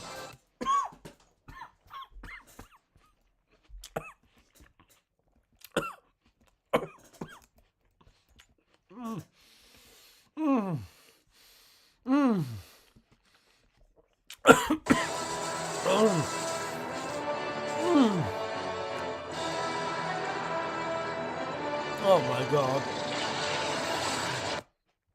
Oh my god, Gandalf the Purple. Gandalf the Purple. Wow. I said stop! Wow. What an incredible sequence to let reviewers play. So I assume this will be the demo we get. An amazing show. Jesus. That was off the hook. Off the hook. That was so much more than I was expecting. That looked good. It sounded good. The voice acting, like we even in that little section got to see so much range. So much range. So much energy in that voice acting. You know, with 15, I felt like did a really good job as well. 13, they had to bring back the entire cast to reshoot all of their lines from the ground up because there weren't enough in there.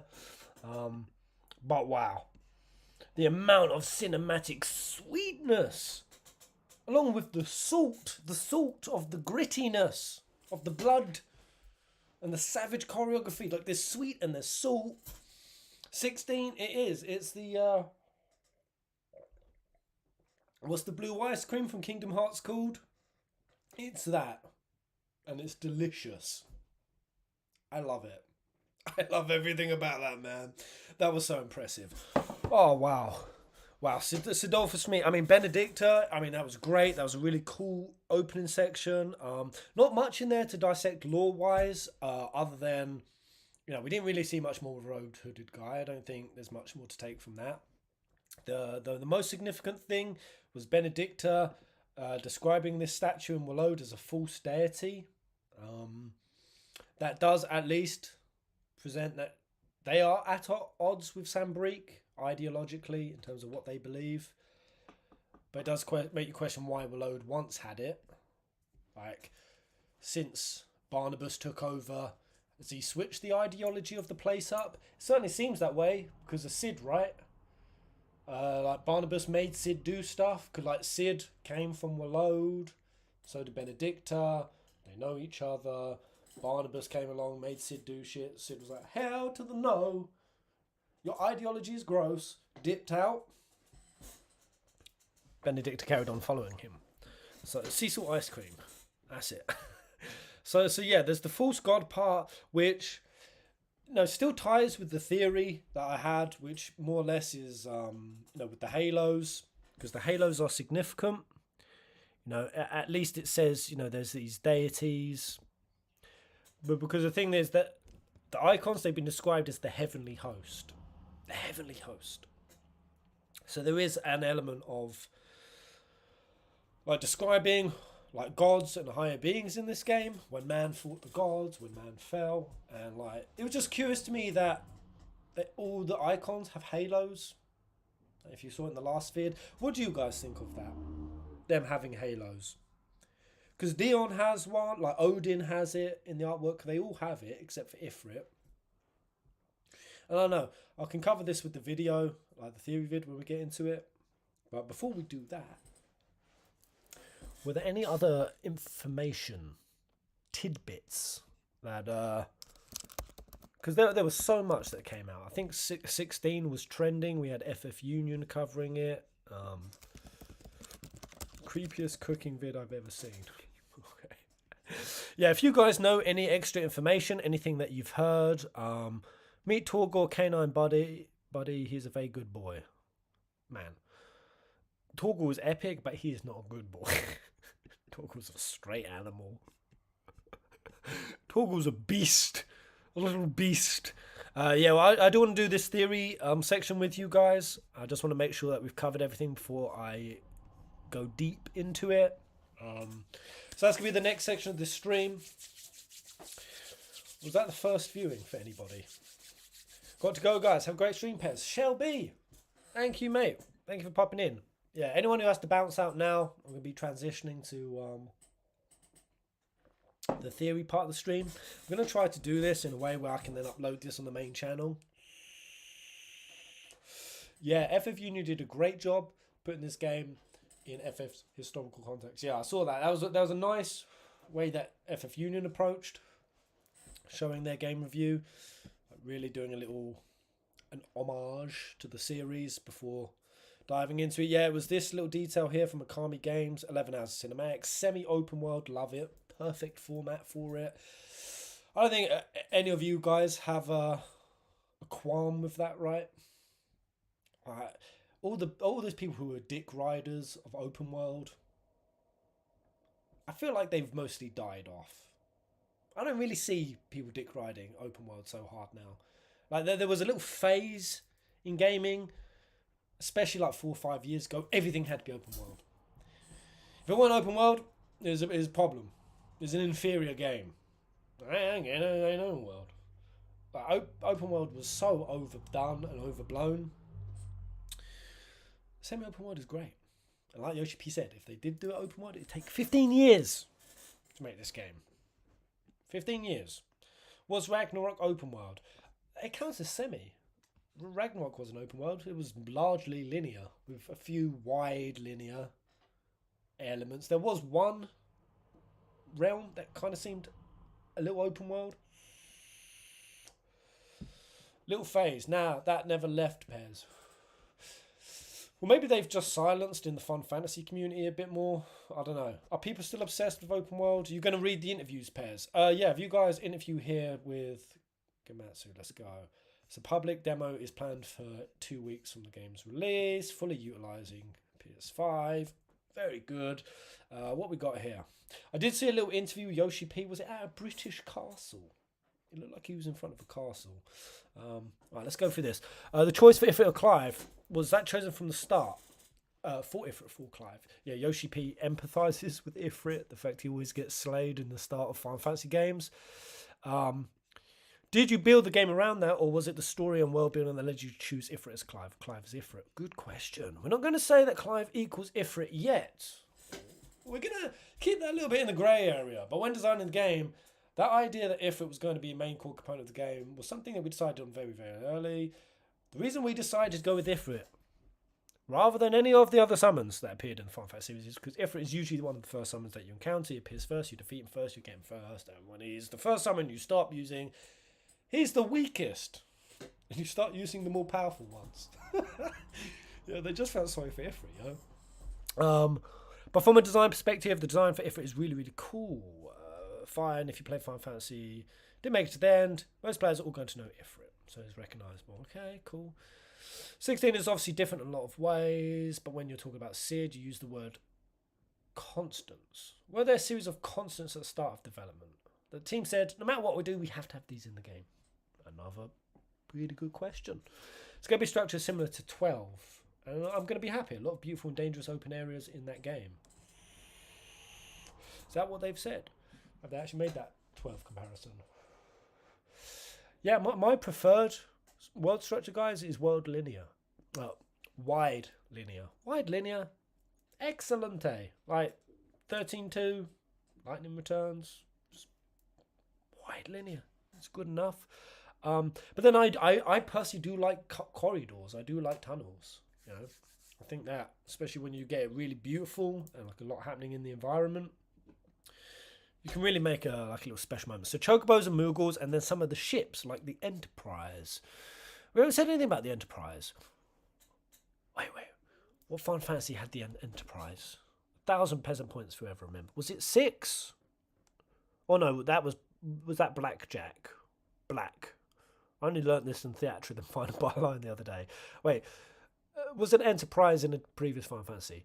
But you can assume that maybe we'll have an Enterprise. What? And then, of course, the magic names. Also things like weapons, weapon names, monsters like Marlboros, Squalls, Behemoths. We've seen that Final Fantasy over the past 10-15 years have shifted from older Final Fantasy into a more sci-fi type of game. A lot of recent games have been playing with that.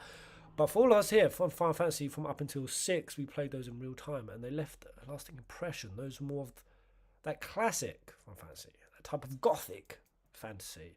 Enterprise was 4. And FF14 references it too, and has one. Hey. I didn't read 4 as 6, did I? Oh, from 1 up until 6. Okay, yeah. And then the one thing is bringing the focus back on the crystals as well. Something that you saw early in the series, focused on. So we're putting that main influence of the mother crystals here in 16. And am I not right in saying, because I've had this in my head, but Clive is the first one to actually destroy the crystals, right?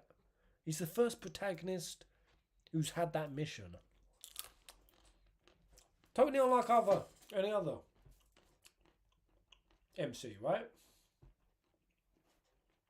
I mean, yeah. I suppose you could say Lightning ended it by the end of Lightning Returns. It made the world normie, kind of magic free, right? But that wasn't really kind of the same. Takai says, another thing you see a lot of in Final Fantasy games is always some kind of civilization that exists in the past, and we see the remnants of the civilization. We have that as well in 16. There's a civilization called the Fallen. Did you see the remnants of that fallen civilization? What did what did Benedict call Clive? Was it branded? Marked? What did she call him? He didn't say fallen, did he? Okay, the Fallen. Jake Pierce knows. What does Jake Pierce know? What do you know, dude? Apparently you know things.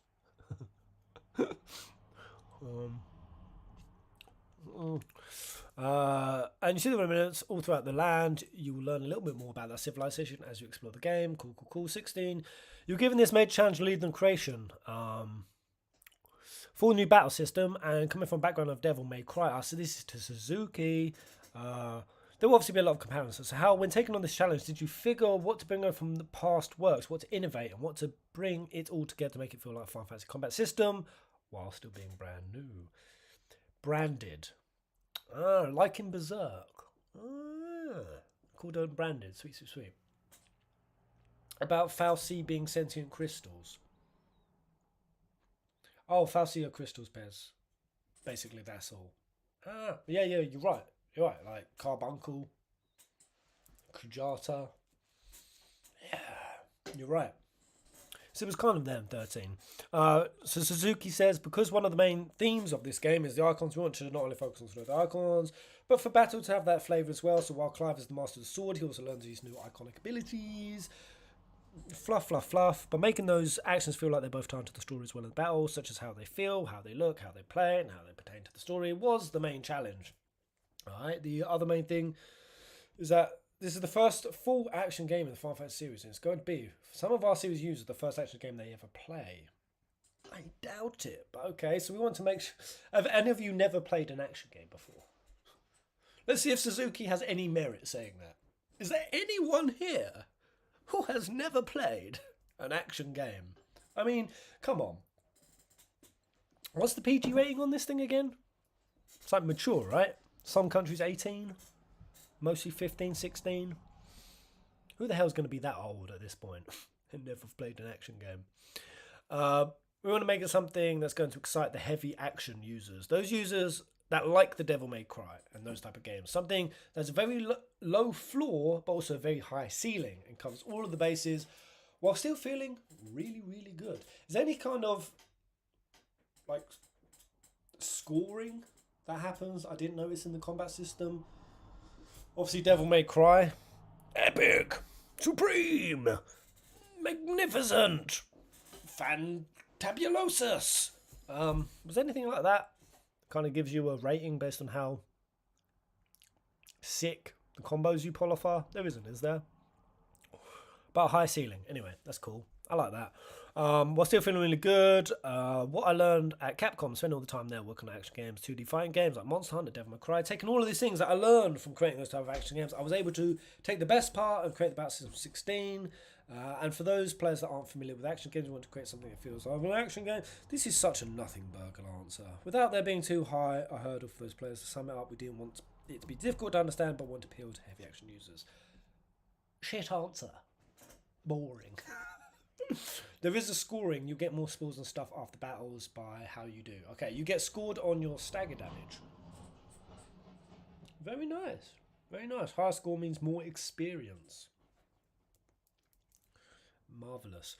The summons in Final Fantasy are super iconic, but sometimes you guys like to curveballs when you replace them. For example, Quetzalcoatl replaced Rama. 12's Espers are all totally different.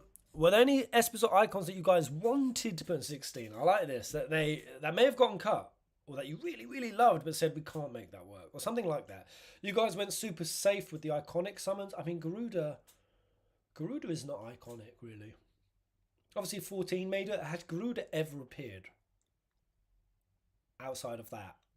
Wait, was Garuda the first appearing in 14? Or doth I chat shit?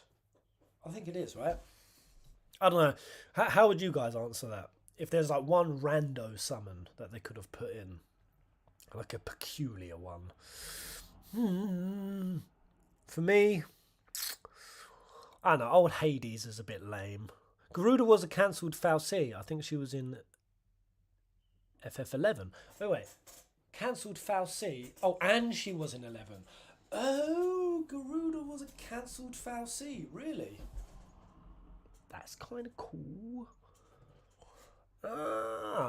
Siren. Yeah, I mean like Siren, Valorfall. Siren. Saucy Siren.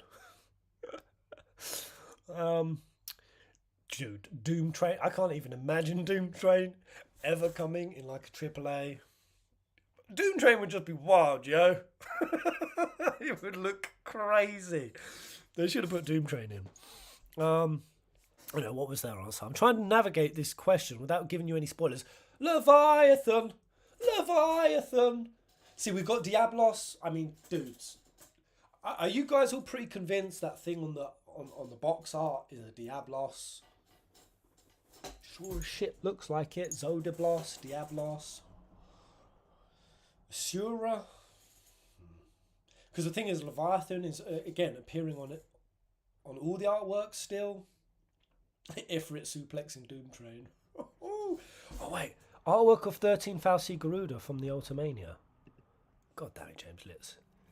You hard carrying this stream, bro. Oh,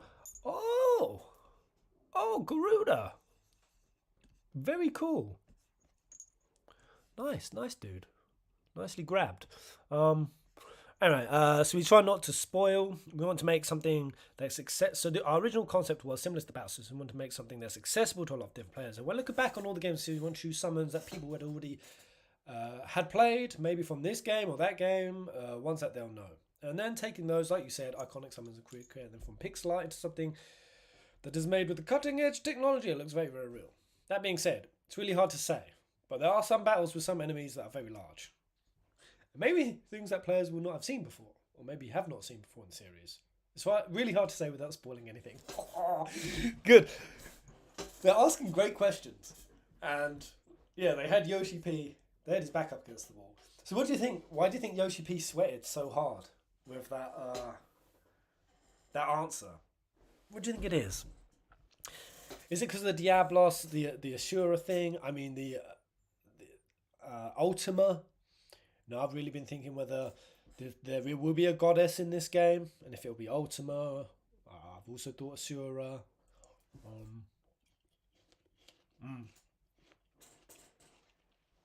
I wonder what else they mean. Yeah, probably Diablos, I imagine. Gilgamesh as a Fal'Cie. Wait, what? Really? Nemesis? Wait, who's Nemesis? Rama, Gilgamesh, a squid, and Diablos were also cancelled Fal'Cie. Whoa. Okay.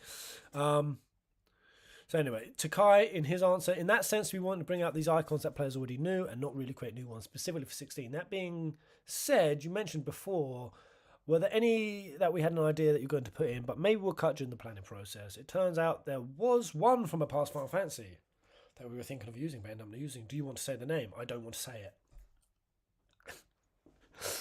Oh, stop jerking my chain, guys. Just say it. We spent so much time and effort and cost in creating all of this stuff. Maybe Carbuncle. There was a point in time that we thought we had too much content. It was getting to the point where it's like, okay, we have this many icons, maybe we should actually cut one. Because again, a little bit too costly. But then when we ran the numbers, it turned out it would cost more to remove it from the game than leaving it in. And so we ended up leaving it in. Oh. See, do you think that's the Leviathan? That's the weird cut that's happening there? Do you think that Leviathan is actually gone from the game? Or do you think Leviathan is a little sneaker that's going to appear? Because I know Takai said that there's going to be no surprise icons in the game. But I don't believe him. I just simply don't. Den of Geek. I can only imagine how difficult it was to work on two Final Fantasies at the same time. 14 and 16. Were there any benefits to that process? Were there ways that the work on one improved, the work on the other, or opened up new ideas? They've asked this of like Nomura is working on Kingdom Hearts 3 and 4 at the same time you're doing 7 Remake. Is it a benefit? And he says, yeah. But come on, really? It probably is actually. While the teams were in. It's a lot of work. But while they're in this workflow, I guess so. I don't see Leviathan not being in the game. How can you unite all the icons? How can the cosmogony fulfill itself if it's not? I need another P, my friends. But I'll be right back. After we've done this, we're going to go theory time. Are you guys ready for your noodles to be blown? Have you got your tinfoil hats? Are you ready to strap them? Strap into a lore rocket with me and blast off into absolute ludicrous land. Who's up for it? Let me know.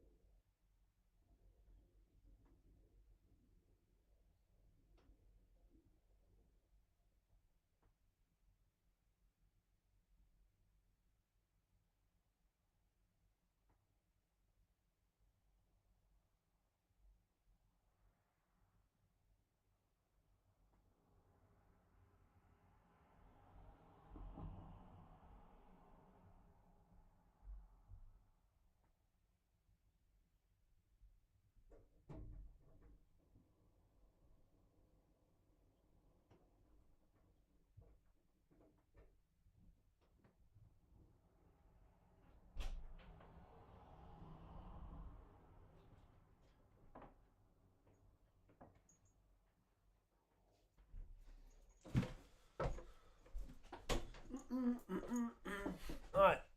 Who's still in the house? Has everyone left? They still have try us, Pez. We shall see. Alright, I think I've got enough info here to blow your minds, guys. I'll quickly finish this interview.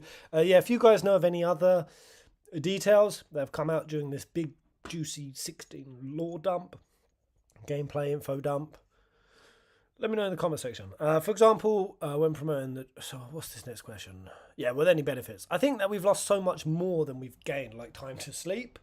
My youth. The pressure has also been heavy. Oh, I did see one detail. That there's going to be cringe in the game. Hello, Fuzz Nugget. Yeah, hang on, give us a hug, Fuzz Nugget. Come on, mate. Here we go. Yeah, there's going to be cringe. Like, try-hardy kind of lines that are going to make you... and sort of chuckle. I think, was it either Yoshi or Takai called himself an otaku? So there's going to be a bit of classic cringe. Lauren Hughes. Yes, mate. Love you, mate. Thank you. But one thing that we really learned, the pressure has also been heavy. This is just one of those situations where there's a lot of things to learn because we're on both. But one thing that we really have learned due to our time of 14 is about communication with the community and being honest with them. You goddamn right. You goddamn right you have. This is why I love Yoshi. That is... that answer is so satisfying, man. And it's true. It shows in how... like, even if Yoshi has to delay something by a week or a couple of weeks, he will get out on camera and he will, next to be in tears about it. The transparency from this man. The level of respect that he has for the community and listening to their feedback. And just all, like, Yoshi-P is just the best remedy to a pretty badly abused. That might sound kind of dramatic, but shit, man. I feel like Square Enix abused me during those 10 years of darkness along the period of 15. Like they did. They diddled us, man. Square Enix diddled the fans. And it's like, it was such a toxic relationship, Square Enix and the fan base. And Yoshi-P is just like the perfect remedy for it, man. Like, there could not be a more, like, star-crossed director. Like, better, like, he's just been the thing that's most needed in the franchise. Great answer. That's something I wanted to maintain on 16 as well. For example, when promoting the game, a lot of recent AAA games have been doing the open world route, and you see a lot of fans like Hogwarts Legacy doing that. And when promoting it, it would have been very easy for us to scurry around that and promote our game as that same type of thing, rather than telling the truth. So we thought, let's just get out ahead of it. Let's tell them we're not open world, but then again, be truthful and tell them why we didn't want to go open world. We didn't go that route because we wanted this game that spanned many different nations and wanted to tell a detailed story that would not have been possible if we'd done open world. So basically we took this thing that currently can appear to be a negative in a sense, got out in front of it and talked about it. Let the fans know exactly what we're doing instead of trying to cover it up. Would have been easy to not mention it all and get people thinking it's an open world game. But that would end up disappointing them. So instead we were truthful and let them know, yep. This is good. It's good. Who is the composer of the music in this game, Pez? Soken. I guess the primals are all in there. Soken. He's a big translator on the game as well. But yeah, just a legendary group of musicians. So much of what we've seen so far, Final Fantasy 16 has been very dark in tone. Will there be any lighter elements to the game, either story-wise or gameplay-wise? Gameplay-wise, we can expect things like fishing or blitzball. I'm so freaking done with fishing. I don't want it. I don't want fishing. Fuck fishing in all these goddamn games, man.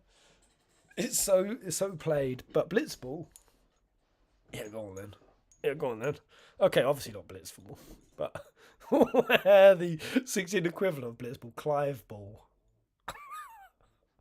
Alright, we have some very dark themes that the story revolves around. We have countries at war. We can't really have some blitzball matches going on when people are killing each other. I mean, you played blitzball in 10 after a massacre just happened. A town got obliterated by Thin. And we played blitzball. What are you saying, man? And then you have this hero who's talking about being driven by revenge, be like, I'm going to go out and fish. In that sense, there aren't those type of light things that are going to detract from the story that we're trying to tell. Good, I like that. I'm not the kind of person I need these quippy sort of breaks. I don't need my head to come up above the surface of the angsty depths. Like, keep my head down there. Grab my hair square, Yoshi. Keep me down there in the freaking angst. It's the one thing I'll say I liked about 13, man. Everyone being like, they hated 13 because it didn't have like all of these like quippy side things, like towns and mini games and shit. I like that we were on the run. We were on the run. We were fugitives, and even when we stopped off at Hope's like dad's house for a second, things got fucked up. It was so intense and like relentless, unrelenting, and I like that. I like that. Yeah, maybe a little card game though. Yeah, maybe a little card game. Go on. Tyler, however, if you remember from the presentation, we talked about Sid. Sid has his organisation. Their headquarters is this place called the Hideaway. And once Clive meets up with Sid and is able to join that organisation, then you have this kind of hub from all this side content that's separate from the main story parts. And so we have things like quests that you can learn about from people in the Hideaway, quests where you can learn about people in the world, quests where you can help upgrade Clive, inventory slots and things like that. And there are other types of activities, as well as a hunt board, where you'll see all the billets. It will talk about a notorious monster roaming the land, and your task is to try and find, nice, Hunter's Guild kind of thing. See, the thing is, I do wonder if it's going to have the same problem with 12. Well, when you guys played 12, did you mash all of the... I'll put a little bit of background music on. Just realising the sound of my voice is quite grating. Let's may I offer you a match of Gwent. I've never played any Gwent.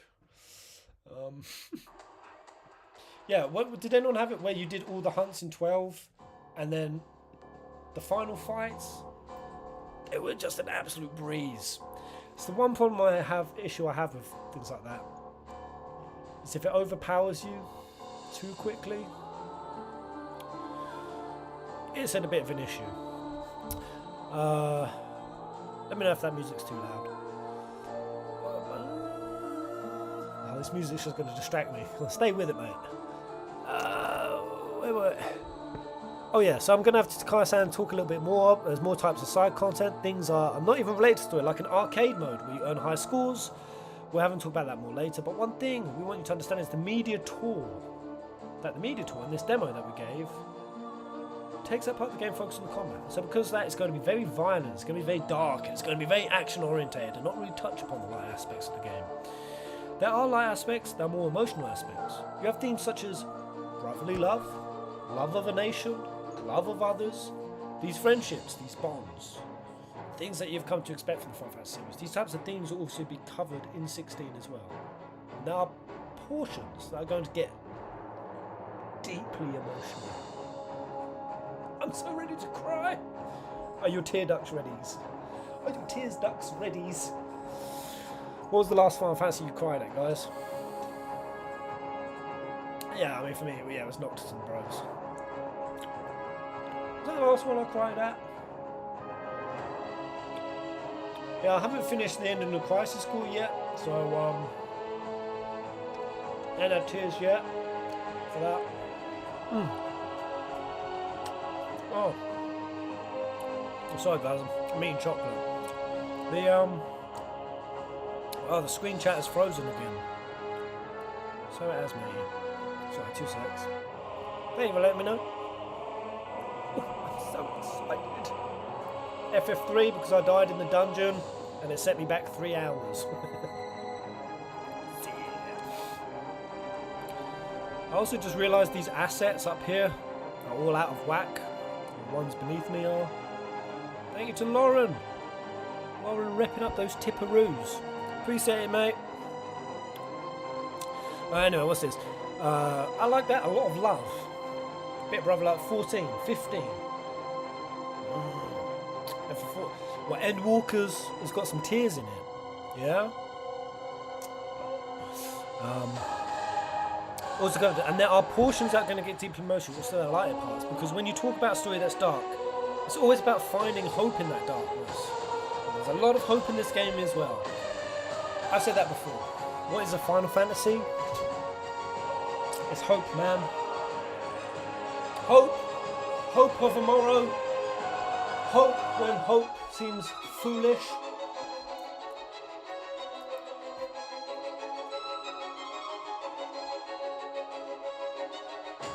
Oh, that violin every time, man. Oh! Oh! Shit, I knew it was a bad idea to put this on. Soken's music, man. I can tell you now, Soken is absolutely going to wipe me in 16. I will die because I will not be able to focus on the mechanics of the fight. My brain will just go. Imagine all my little brain receptors that are trying to focus on combat, and they're just there. What's happening? Mechanics, reactions, and my brain's just like, no. Fuck. God damn, this music. Oh, actually gets my heart going. Like we mentioned before, well, we don't have mini games such as fishing or blitzball. We do have a lot of content that focuses on our action for the battle system. We have a lot of different separate types of challenging content. For example, there was a special mode, a battle mode, logged to a certain ability of a single icon. You must clear a bunch of different content to earn special items. There's also a new game plus, which carries over your play data, and you're able to play the game again. Yes, okay, we get this Final Fantasy. Oh yeah, they're calling it. And you do that in story focus mode, or action focus mode. But for new game plus, we have a third mode called Final Fantasy mode. They've called the new game plus mode Final Fantasy mode. They'll be Final Fantasy. I'll be Final Fantasying. Like, what a weird way to call it. I suppose, like God of War. Like, give me God of War. Give me Final Fantasy. So weird. Which is not only more difficult, but also changes enemy placement and the enemies that you fight. Oh, so it's a completely different experience. It isn't just a harder version. It's a completely different type of experience. Whoa! That's curious. Maybe it's a dodgy translation on the name itself. Nah, they're calling it Final Fantasy mode. Bit meta. I know, very on the nose. That's really cool though. That actual mob placement, isn't it? Ultimania mode. Well, that's what I heard, that there's Final Fantasy mode and Ultimania mode. I attribute these as something different. Ultimania mode is basically like a level 1 no gear run, and then Final Fantasy mode is just like a hard. I don't know. I thought they were two separate modes, but maybe I got that wrong. Another thing available in the Hideaway, which is meant for, is that you unlock a side game where you can replay stages, but this time to earn a score, and we call that arcade mode. Okay. Did DMC5 have that kind of thing? Outside the story, there's a lot of different content to keep the player engaged. Okay, were there any characters and the staff you and the staff are largely fond of? Writing-wise, design-wise, who was that? You should have said it's another one of those difficult questions. I swear we've had this before. He said Clive. My favourite character is a character we haven't introduced yet, so I can't tell you much about them. But I can tell you it's an older character in the game, not very young. We talked before about how this game feels dark, but this character is very, very lovable, kind of comedic in a sense. It's that big guy who carries Jill, right? And that's why I love him, because he brings the light to the darkness. Yeah, focus on the dark. And that's just... And there's one scene where the character comes out, and that's the scene where I will always cry, even when I'm doing my checks. It's a very, very good scene. Suzuki says, Clive, isn't this an old interview, man? Is this a new one? I've been polishing Clive. Actually, I think Suzuki said that this character is the best he's ever written. Clive is like his... The character that he's most riding his life reputation on. Something like that. Came out yesterday. Alright, that's probably the hardest question. Media tour. I'll probably choose Sid. Father figure. Comes in. Clive's only focused on revenge. He opens up Clive's eyes. I'm going to stop eating chocolate, man.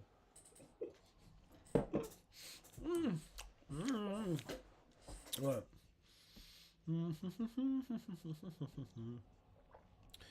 Right. Sci-fi, things like this. Is it your hope that season can be a new path forward for the franchise? Because I think that moving forward, Yoshi says we don't want to push the Final Fantasy series in one direction. I think that one thing I remember was when I joined Final Fantasy 14 and took over. Katase told me that Final Fantasy is what the creators at the time think Final Fantasy should be. And that's what you should do when creating the game. I love it. As simple as that. It's a great answer. All this fussing about what is a Final Fantasy is what the goddamn creator wants to make it. Oh, that's a good succinct answer. That feels deep somehow. I know, Yoshi-P, he sounds like a philosopher in my head. Yoshi-P is like a wise old sage. And I really took that to heart. And so I want that to be the game. I think I heard yesterday in someone else's stream that even Sakaguchi said like 14 being an MMO, like make it Final Fantasy, make it an MMO. Like even the father of Final Fantasy wasn't really like set in his ways, like making Final Fantasy this, and he's like the most old guard, old school of old school. It can be anything, yeah. Well, it can't be anything. I know. I did see online before watching these, watching any of this. I did see a few articles that said, okay, Final Fantasy has decided to be like a full action game. More or less, they've destroyed the series. The audacity of making Final Fantasy a full-blown action game. It's lost its identity. Let's just admit it. Final Fantasy no longer has any meaning to it. Nothing is a Final Fantasy. Yeah, all of the pillars of the things that make an FF have been stripped away. So you're just basically raking it over a series that no longer has any like core identity or meaning. And I saw these articles, and I was just like, what is this bullshit? What is this bullshit, Jerry Kun? It's nonsense. So there's a lot of people still harping on. Because I was going to say, oh, I'm so glad we're past that point where people like relentlessly harp on what a Final Fantasy is. We're still there. We're still there. Man, that's a good answer. What they think is the best that they can make, because that's what we're doing. What we thought would be the Final Fantasy is what we're creating. One thing that I've noticed working with the series for so long and speaking to fans from around the world, is a lot of people started getting that Final Fantasy is this type of series I'm looking for. Wait, this is such a weird sentence structure. Is that a lot of people started getting that Final Fantasy is this type of series I'm looking at as a series that, for example, has become very niche in the sense that the Final Fantasy is about JRPGs or anime characters or about teens running off saving the world. And that's what all the games are going to be like. And then people were kind of getting locked in this image of what they believed Final Fantasy was. But for me, as someone who's going to be 50 years old this year, I know that the world isn't all sunshine and rainbows and stuff. I know that it can be tough sometimes, as well as have hope in it sometimes. Shit, we need emotional music. We need emotional music. I'm going to type the fifth thing from the top that comes up. I'm probably going to get copyright for this. Well, that's not exactly... I'm going to get copyright for any of this. Kronos, music. Managing teams remotely has never been more important. Shit. This was a bad idea. Work, so teams know what to... Just give me a little bit of emotional music.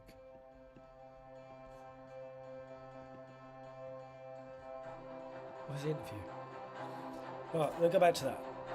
I know that the world isn't all sunshine and rainbows and stuff. I know it can be tough at times, as well as tough to have hope in it sometimes. And so I wanted to create something that again felt real, but not just for my generation, but for the younger generation as well. And show that the potential of the Final Fantasy series, as for why we were... I fucked it, man. As well as that's just... that was just more ominous music. Okay, well anyway, you get it. I talked about how the player base gets locked into a vision of what Final Fantasy is, but it's the same on the development side as well. People at Square Enix think that when making Final Fantasies, we do it this way because this is the way we did it in the past. What we wanted to do and what we wanted to show the next generation developers and the younger devs with 16, so you don't have to get locked in. You can do whatever you want. Anything is possible with the Final Fantasy series. Very cool. Okay, we've got a few more questions. Are these good ones? Because honestly, the times are ticking and I want to blast some theory juice up. Every battle is unique. I don't know. Oh, wait, I see Evangelion there. One thing you should have talking about is how each one is unique. We got a small taste in the demo. I'm curious, by every battle is unique, what do you mean in that sense?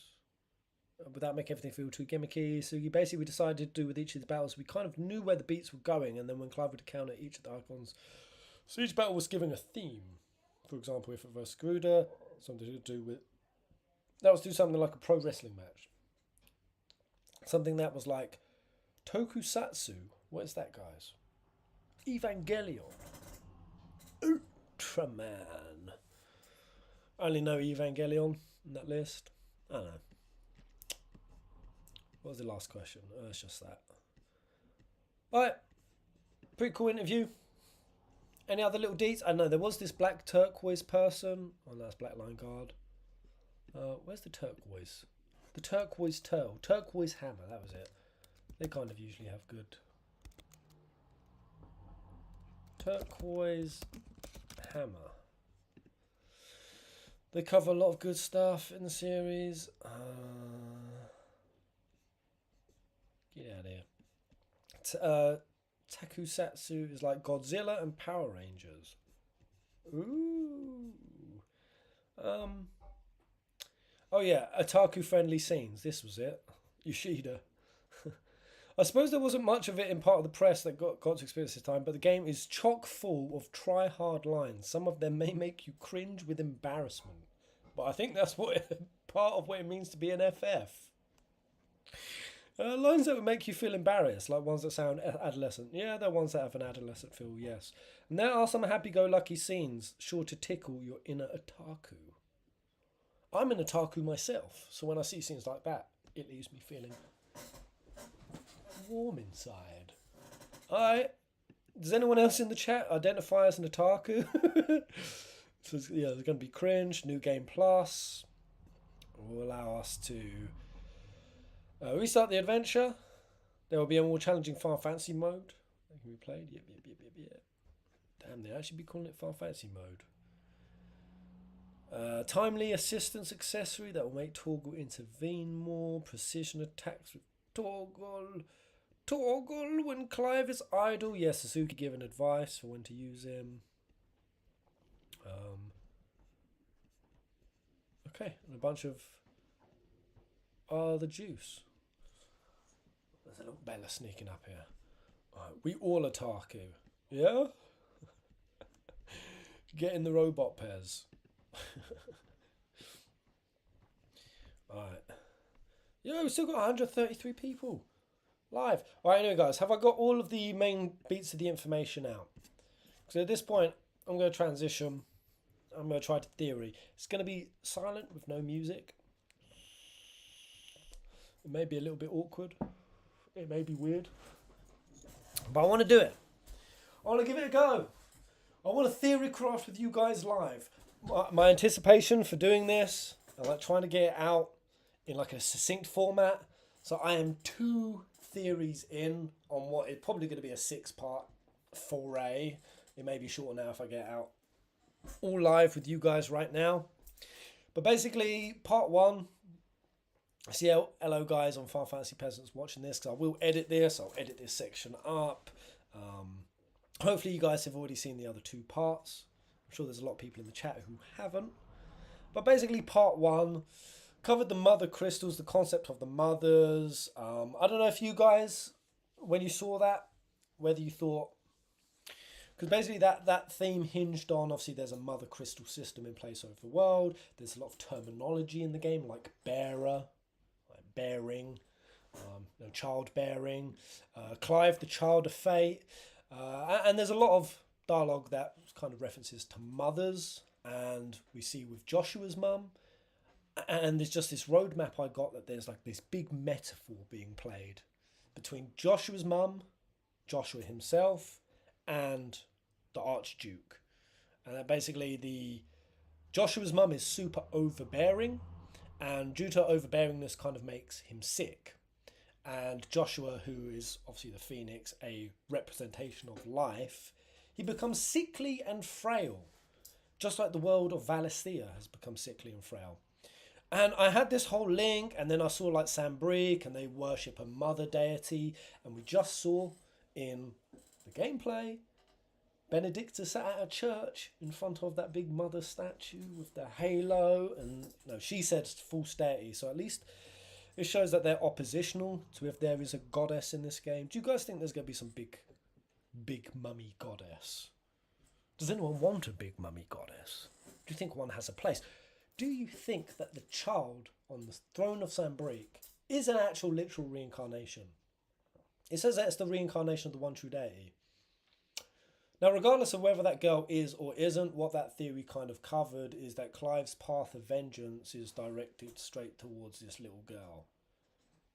Sambrique is the nation that attacked his homeland. Now, at least that's what I thought, that it was going to drive Clive towards Sambrique. But why was Clive just in Wallowed a moment ago? He says he's looking for the icon of fire. Does that mean he's searching for Joshua? I guess so. We saw in the trailer he was like 10 years. 10 years I've waited for this Joshua. But yeah, anyway, I kind of had these links with like the goddess, Sambrique, Joshua's mum, and that was all kind of floating in my headspace. And then we literally saw Joshua's mum sat on the throne of Sambrique. Sat on the throne. I don't know if you guys have seen it. If there's anyone in the chat who hasn't seen that yet, she is sat there next to the guy and the emperor that attacked her homeland, killed her husband. And the fact that this is a 10-year time jump and Joshua's mum is sat next to a little girl on a throne who looks around about that age, I think Joshua's mum has a new daughter. Could be like Clive's step or half-sister. We don't know. Because we don't even know if Joshua and Clive are like full brothers or half brothers. Anyway, that was part one of the theory. And I kind of tied that up to how I think that basically the mother in the game is more or less representing Hydaelyn. And I'm going to say spoilers for 14, guys. Big spoilers for 14, but you know how Hydaelyn operate, right? She kind of nurtures the world, but she's kind of keeping humanity from their potential. The potential being their immortal selves. It's kind of the double twist with Hydaelyn. In 14, she's perceived as good, but she is also stopping humans from becoming their full, true, immortal selves. And that at least tees up why Barnabas opposes the goddess. Hence why Benedicta, I guess in that trailer, just said, oh, why would I be worshipping a false deity, whatever. Because, yeah, the impression I get with Barnabas is he wants humans to become something bigger, something like he wants with the icons. He wants them to become their immaculate versions. They're big, powerful. Right. Not just petty little wormy humans. Which is obviously an ideology that Sid apparently thinks is sick. But yeah, I get a sense that's what Barnabas wants. And to do that, the icons, they have to go off the deep end. And I was thinking, well, how did the icons go off the deep end? Well, it seems that they become more and more incensed the more that they go into combat, the more that they're fielded into war scenarios, and the ether depletes. That's kind of what, even that little gameplay made it look like as well, that Benedicta... Oh, there's a green! That's all right, darling. It kind of looked like the more that Garuda was getting depleted, I don't know, it makes them go nuts. Even before searching for the fire dominant, Clive is technically just looking for himself. He basically wants revenge on himself, but now, where have I heard that before? That's kind of a deep theme.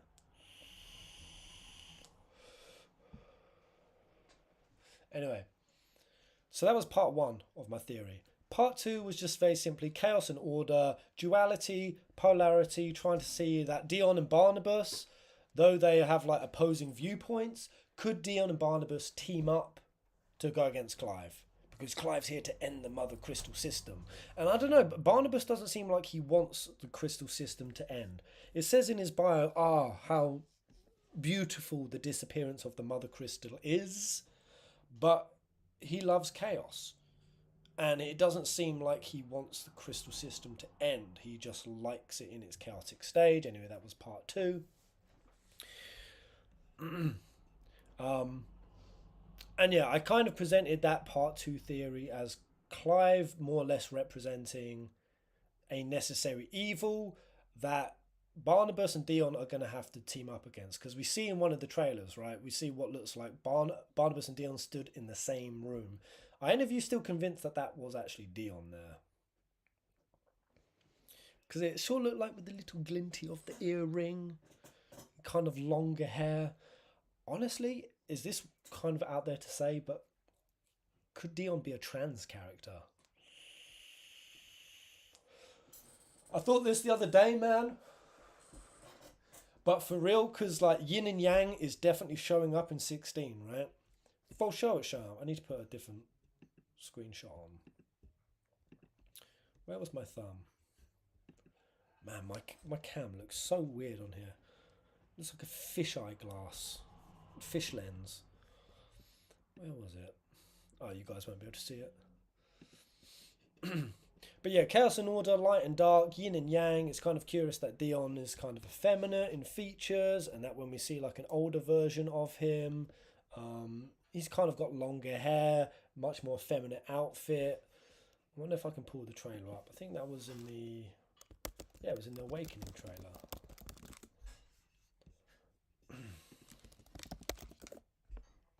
Oh no, I want to pull this up one more time. Field trailer. See if you guys really think this is Dion. Because these two being in the room, the same room together, is a big deal. He could just be a Bishonen. What is that? Bishonen? I mean, didn't they kind of do this in Dark Souls? Like they had one character, was it one of the moon characters? They were like basically forced to behave like a girl, or they were girl forced to be a guy. Which I also get a sense from with the little girl, if it is a little girl sat on the throne, like of Sambrique. We don't even know necessarily what the gender of that kid is, but obviously this nation worships a mother deity, and it's like, to keep in step with the one true deity thing, could they actually make their sort of princes and their kids effeminate to kind of fit with that? I get that sort of vibe, but it's this here. It's this shot right here. You got old Benedicta. Is that Dion, yo? Just with long hair. That's it, Gindolin. Yeah, I mean, and it's, yeah, most male FF characters are on the pretty boy side. It's true. It is true. But I mean, just the significance, because I thought that this was the Leviathan dominant in my early thinking. I'm now pretty convinced that this is Dion as well. Anyway, this was what I put down in part 2. What would get these two in the same room as each other? What would get yin and yang, chaos and order, dark and light, working together? Surely it would be Clive. A guy who's breaking into their nations, looking to end the Mother Crystal system entirely. Just control, delete the crystals. The ones that they're vying over. That is enough of an enemy is a friend situation to put them together. And just the significance of that, for me, at least what I registered it as, is like Clive's here to end duality. And duality being what it is that is in the Islamic, the Jewish, the Christian story when the fall of man happened. Adam and Eve, right? Eve went and ate the fruit. Adam as well, convinced him to. The serpent convinced them to do it, saying that by doing it they would see the truth of things, and when they ate it, all of a sudden they became ashamed of their butt naked ass jiggly bits. They were like, oh, damn, I have a small penis. Their egos kicked in. Their egos, essentially put them into dualistic. They were no longer their true selves, and that's just a part of the human condition that has to be reconciled, and that's considered, like in most religions, the fall of man. And that's pretty much what enlightenment is, right? It's trying to backpedal that process where you dissolve your ego. So anyway, I had that concept in my mind for a long old time. And all I'm going to do, the best thing I can do to get this theory out live, guys, is I'm just going to show you the steps that I went through, okay? This is crazy, man. This is crazy. Stay with me, guys. By the time we've gone through these links, your brains are going to be buzzing. I'm just going to, rather than try to present it in like because I feel like this format will be better, trying to just show it to you guys on the fly, rather than trying to piece it into like a fully edited experience, because there's just too much information here. Instead, I'm going to try to infuse you guys with the excitement of the steps that I went through, okay? So anyway, here I am, sat at the precipice of 2 theory videos. The first one, I've seen like, I really believe that 16 is a pseudo-retelling of the Hydaelyn and Zodiac story. Hydaelyn is the Mother Crystal system that rules over Valisthea, and is represented by Joshua's mum. And therefore, Clive must be the Zodiac in the story. Like his father, the Archduke, Clive is the daddy, here to kick Valisthea that has been chokeholded, that has been stagnated by the Mother's light, by the Mother's blessing. While it was once abundant and nurtured the world, it is now causing the conflict in 16. It is making humans become tribalistic, fall into their respective sort of cultural camps, and that's what's fueling the war over resources and ideology. And Clive is here to end that stuff. And in a way, he is Zodiac in the story, because Hydaelyn in 14 protects humanity, but also stops them from discovering their true immortal selves. And we had, so when I looked into Zodiac, and I'm just going to use the term again because I used it in part 2, I think Clive is going to become Zodiblos. So I don't know if you guys got the feeling, but when you see the cosmogony artwork, that is both Phoenix and Ifrit, like merged. You can clearly see the Phoenix within it. I wish I had more visual representation for you guys watching it live. I've got a feeling that that is what the fire icon was before it was divided. And this term divide, man, once I got this term divide in my head, guys, so much started uncovering itself. Because if Clive, who is obviously an Ifrit, ends up in some way becoming that cosmogony demon, that thing that is both Ifrit and Phoenix merged, if what we see on the box art, the Diablos, then that essentially would be, and that kind of tied with all these different versions of chaos, right? Because chaos is more or less the base premise for like all of the different images of God that humanity has spawned across all religions. For as many that are built on compassion and nurturing and unity and oneness, humans have also made just as many trickster deities, ones that personify true evil, chaos. And Final Fantasy villains are more or less all just chaos gods, right? One way or another. Caius, Garland, Jack, Kefka, more or less all of them. They're all just like chaos. And like Soka kind of is Zodiac as well. I don't want to say too much for spoilers, but well, I kind of need to spoils. Pez really needs to play Endwalker now. I really do. I haven't. I know there's a lot more on Hydaelyn and Zodiac in Endwalkers. I've not seen it because I don't want to spoil myself. But more or less, all of these things are always just chaos. So I kind of had this theme of divide in my head because, and that Clive would end up becoming Zodiblos, Zodiac and Diablos combined. But what that ended up becoming is Zodiblos Mael. And the reason for that is the concept of divide, guys. Zodiac does what? No, Zodiac does what in Final Fantasy 14? Spoiler alert here, guys. But basically, the world is dying, there's an immortal race, and to save the world, to keep life as we know it continuing, life itself, Zodiac demands 50% of the population. A 50% sacrifice just to keep life continuing. Then, after that's done, it demands another 50% just to keep the immortal race continuing. And these immortals, they willingly give up their life. So Zodiac divided and divided again. Now, obviously on the second divide, not obviously, some of you guys might not know this, but yeah, spoiler alert for 14. Hydaelyn gets manifested by the collective consciousness after Zodiac demands another 50%, because it's just considered like too heinous a sacrifice. And Hydaelyn ends up dividing the realms, and by doing that, it means that the population doesn't have to be deleted, but the immortals their natures are split. They're no longer their full immortal self. They're no longer aware of their immortality. They lose their immortality. So I had that divide process in my head with Zodiac. And then you go to Diablos, guys.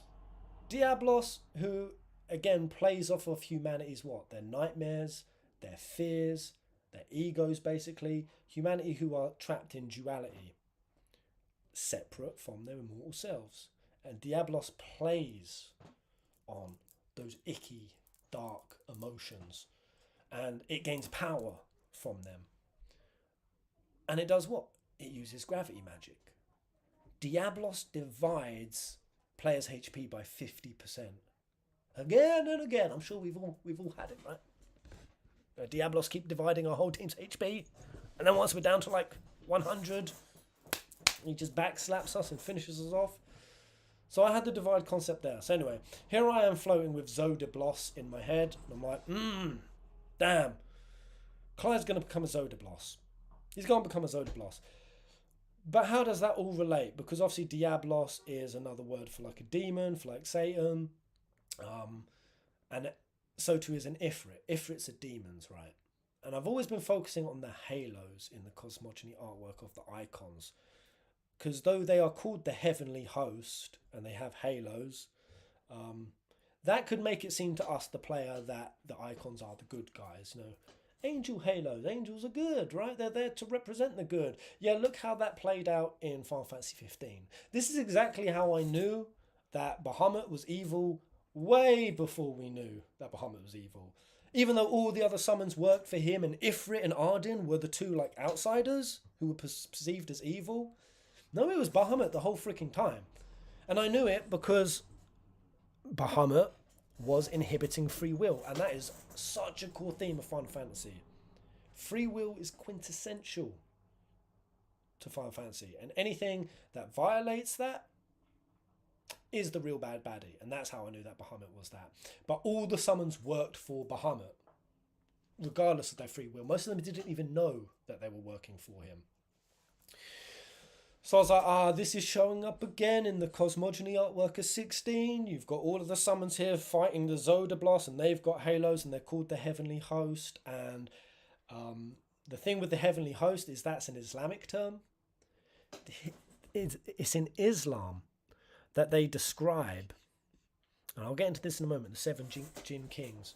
But basically, all of the angels who obey Allah are listed as the heavenly host, and there's only one that was originally an angel that got kicked out of the pantheon, and that was Iblis. Now, Iblis is a jinn. And when he got kicked out of the pantheon, basically was no longer an angel, more or less became a demon, became something completely different. And of all the different kinds of jinn there are, because I think there's 10 kinds, I want to go over this list with you guys, because I'm going to have given away all my tabs. Down the rabbit hole we go. Yeah, stay with me, guys. See if you can follow my logic. I'm just showing you the steps that I walked through. Because I wanted to learn more about Ifrits, right? Where they come from. And I realised, okay, Ifrits are just one kind of Islamic jinn. And jinn is just another term for demons. Now, why are they using this? Why is Clive getting used? Besides, obviously, Yoshi-P sympathising. Here we go, let's go through it. Well, before I get to the Ifrit section, just want you to read this. One type of jinn is a marid. Marid is a type of jinn that is huge and powerful, but they are also mentioned in pre-Islamic Arabian mythology. In Arabic, Marid is used to refer to giants. According to the information in pre-Islamic mythology, Marid is described as the most powerful jinn with great powers. They have free will, but they could be compelled to perform chores. Now, if that doesn't remind you in some way of the icons, or like it could fit with the icons quite nicely, right? Because we've had a lot of this discussion of like from Yoshi-P, and I think even Hugo in the trailers, like you'd think like commanding this kind of power. We could do anything we wanted. Yoshi-P talked about it. But talk about how they don't.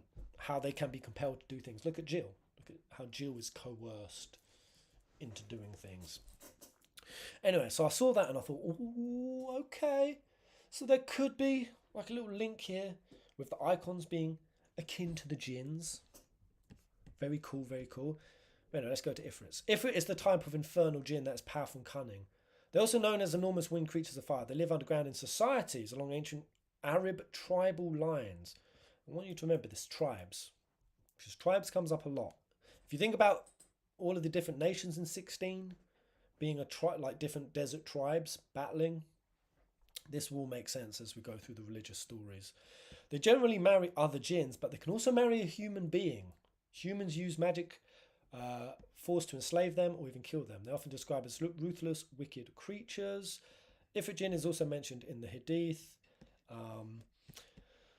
Just some little extra information. Jinn are also described as formless creatures made purely out of fire. They have no form, but they can take forms. That's why it says here that they can marry human beings. Now take a peek in 16, guys. We literally see that like Rubicante, like that like shapeless, before the second icon of fire comes, and who robed hooded guy is. He has no form.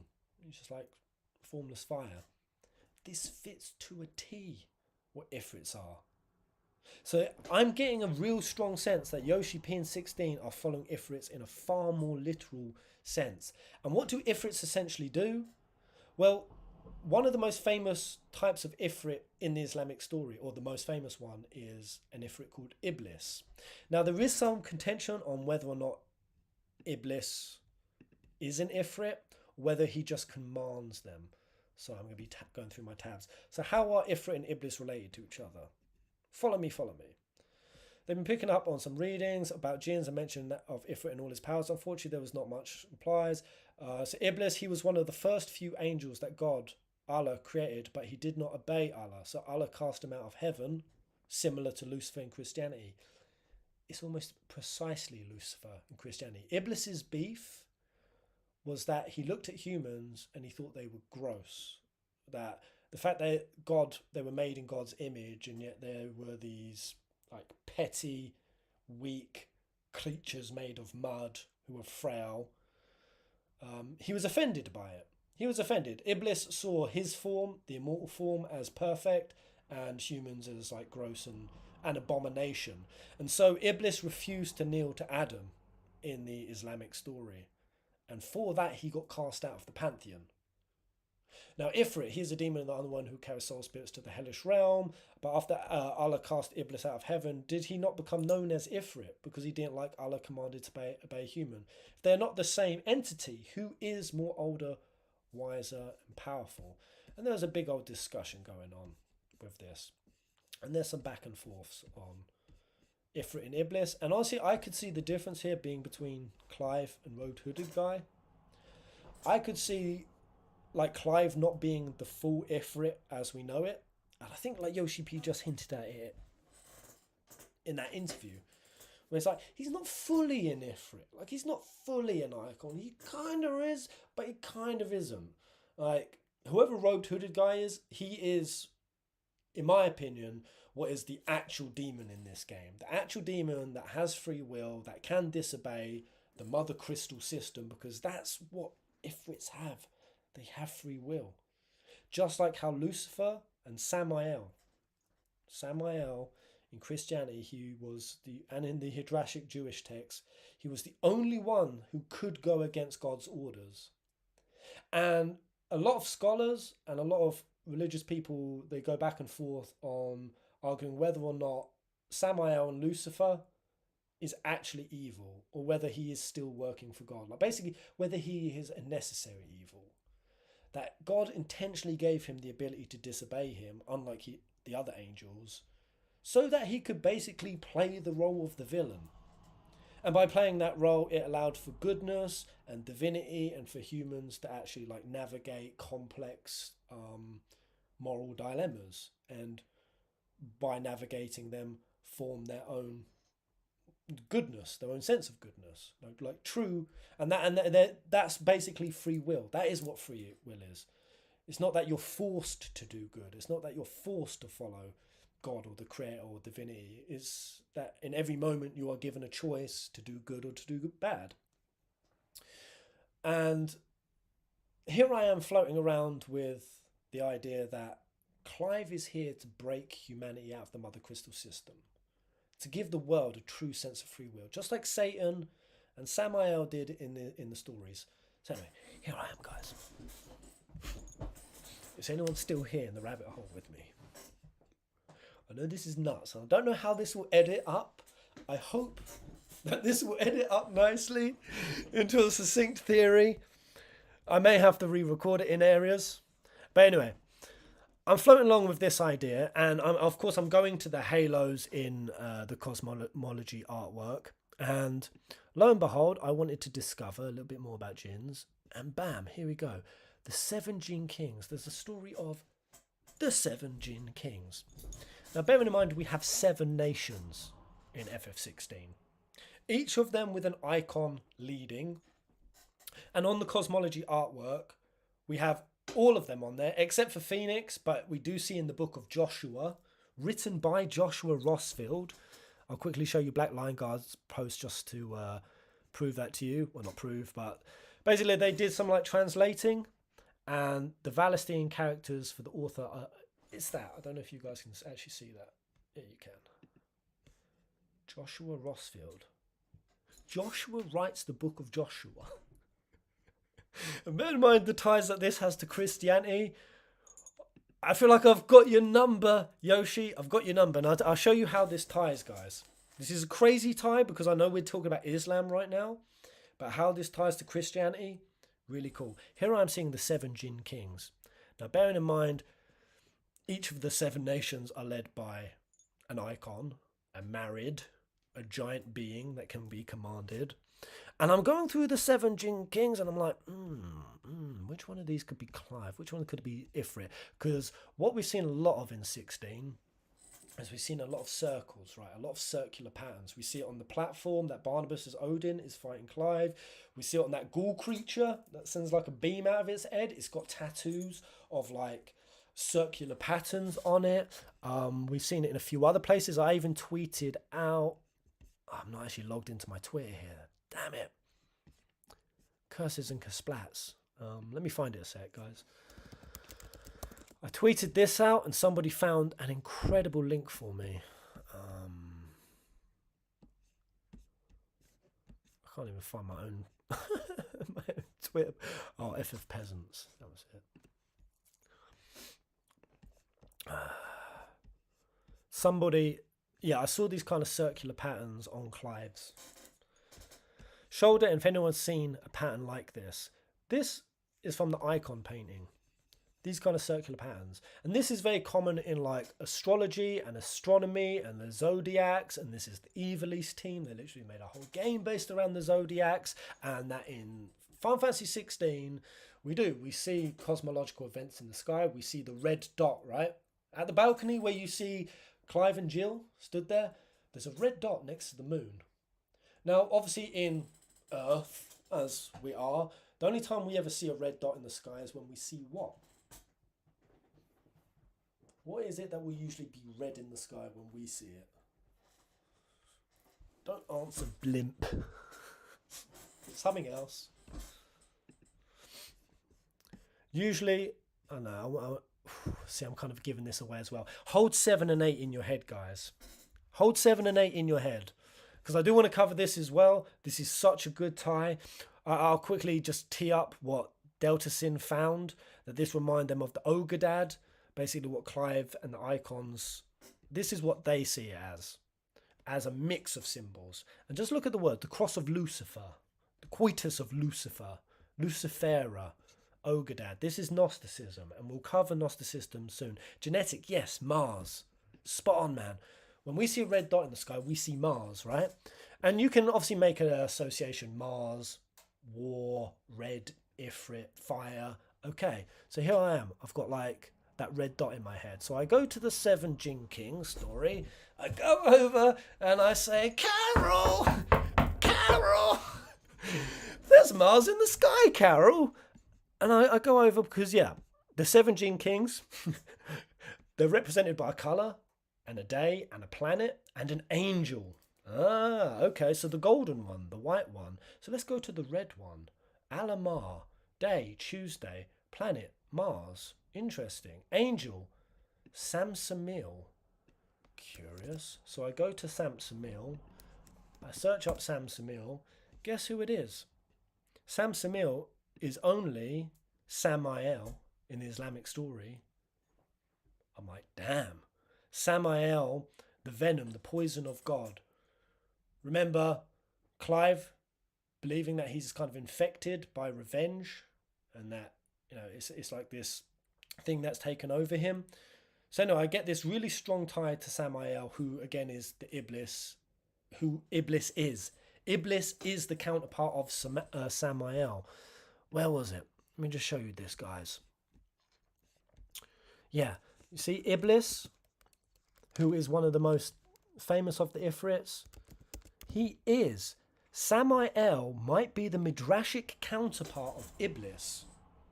Both created from fire, oppose God's new creation out of envy, and in objection to the Quran relating to Iblis to the jinn, some scholars argue this to be the unlikely the general opinion of the Quran. Yada yada yada. I'm like, oh my God, that's a pretty crazy tie. We have Samael. Now I don't know if you guys know Samael, but basically he is who we all confuse in the Christian fool story. Everyone says it's Lucifer, but it's not. Samael was the one who was at the fall of Adam and Eve. He was the one who orchestrated it. He is the serpent that tempts Eve. And Samael is the left hand of God. Pretty sure it's the left and Michael is the right.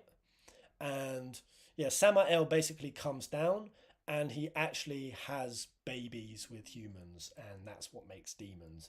In fact, he has so many and it gets such a problem that Michael, the right hand of God, goes and chops Samael's nuts off.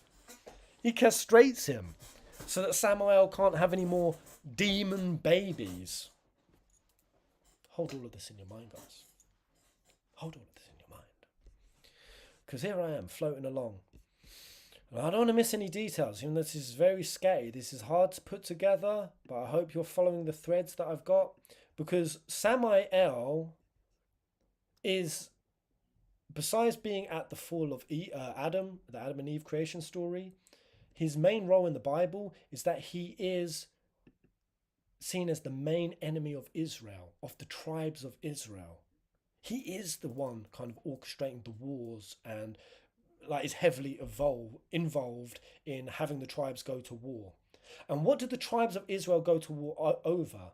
They go to war a lot over the Ark of the Covenant and over the different lands. And they're battling for resources and they're battling for the promised land. The promised land that is divided. Coming back to the term divide, guys. I'm like, oh my gosh. Oh my gosh. So I go into the tribes of Israel, of which the main writing about them in the Bible is written in the book of Joshua. The book of Joshua, that also includes Moses and Abraham, is all there, and it's talking about how someone will come along in the form of God, representing God, and will put, what was it? He'll come along and will divide the lands that have been warred over fairly. Divide the lands that have been warred over fairly.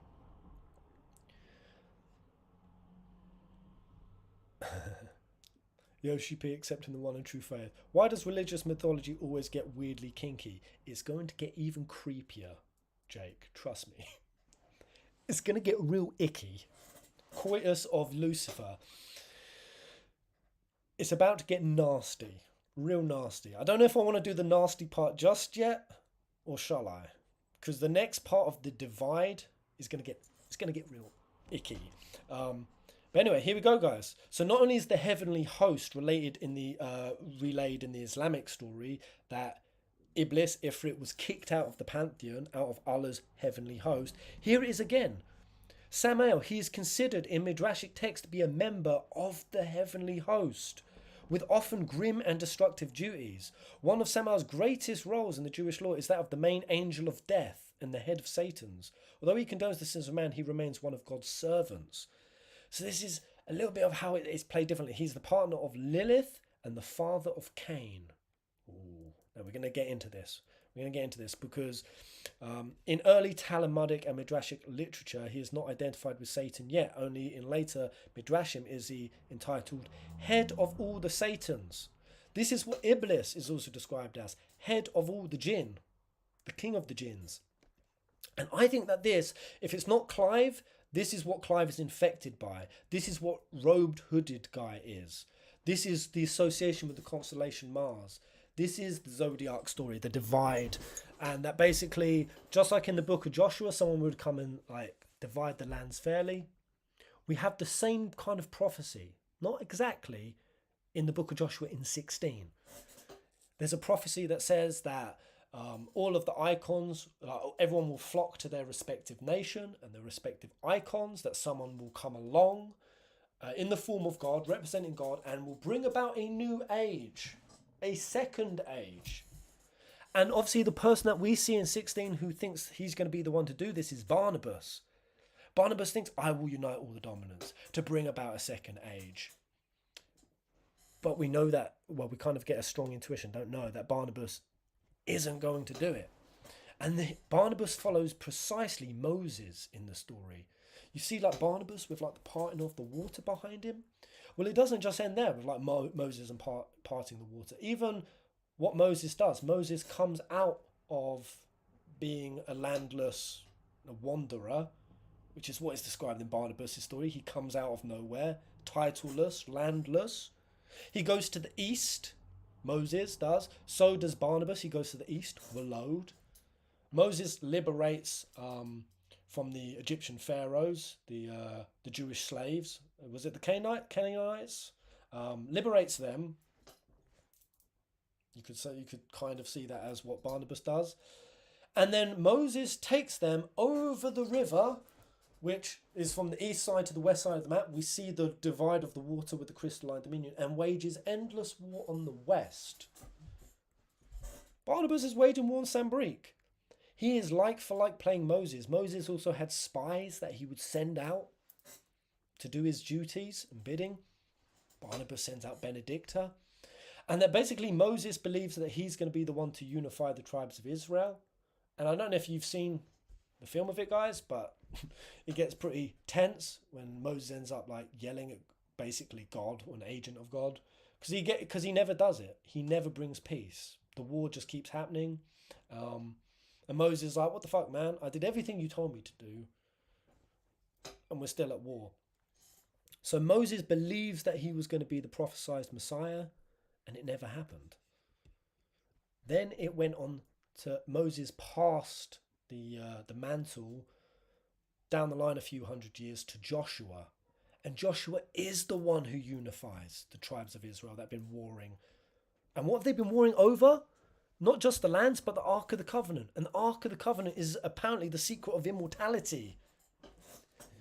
We literally have Sambrique attacking Rosario. We have the book of Joshua saying that Phoenix is the most coveted of all of the icons. Phoenix, who has the power of life over death.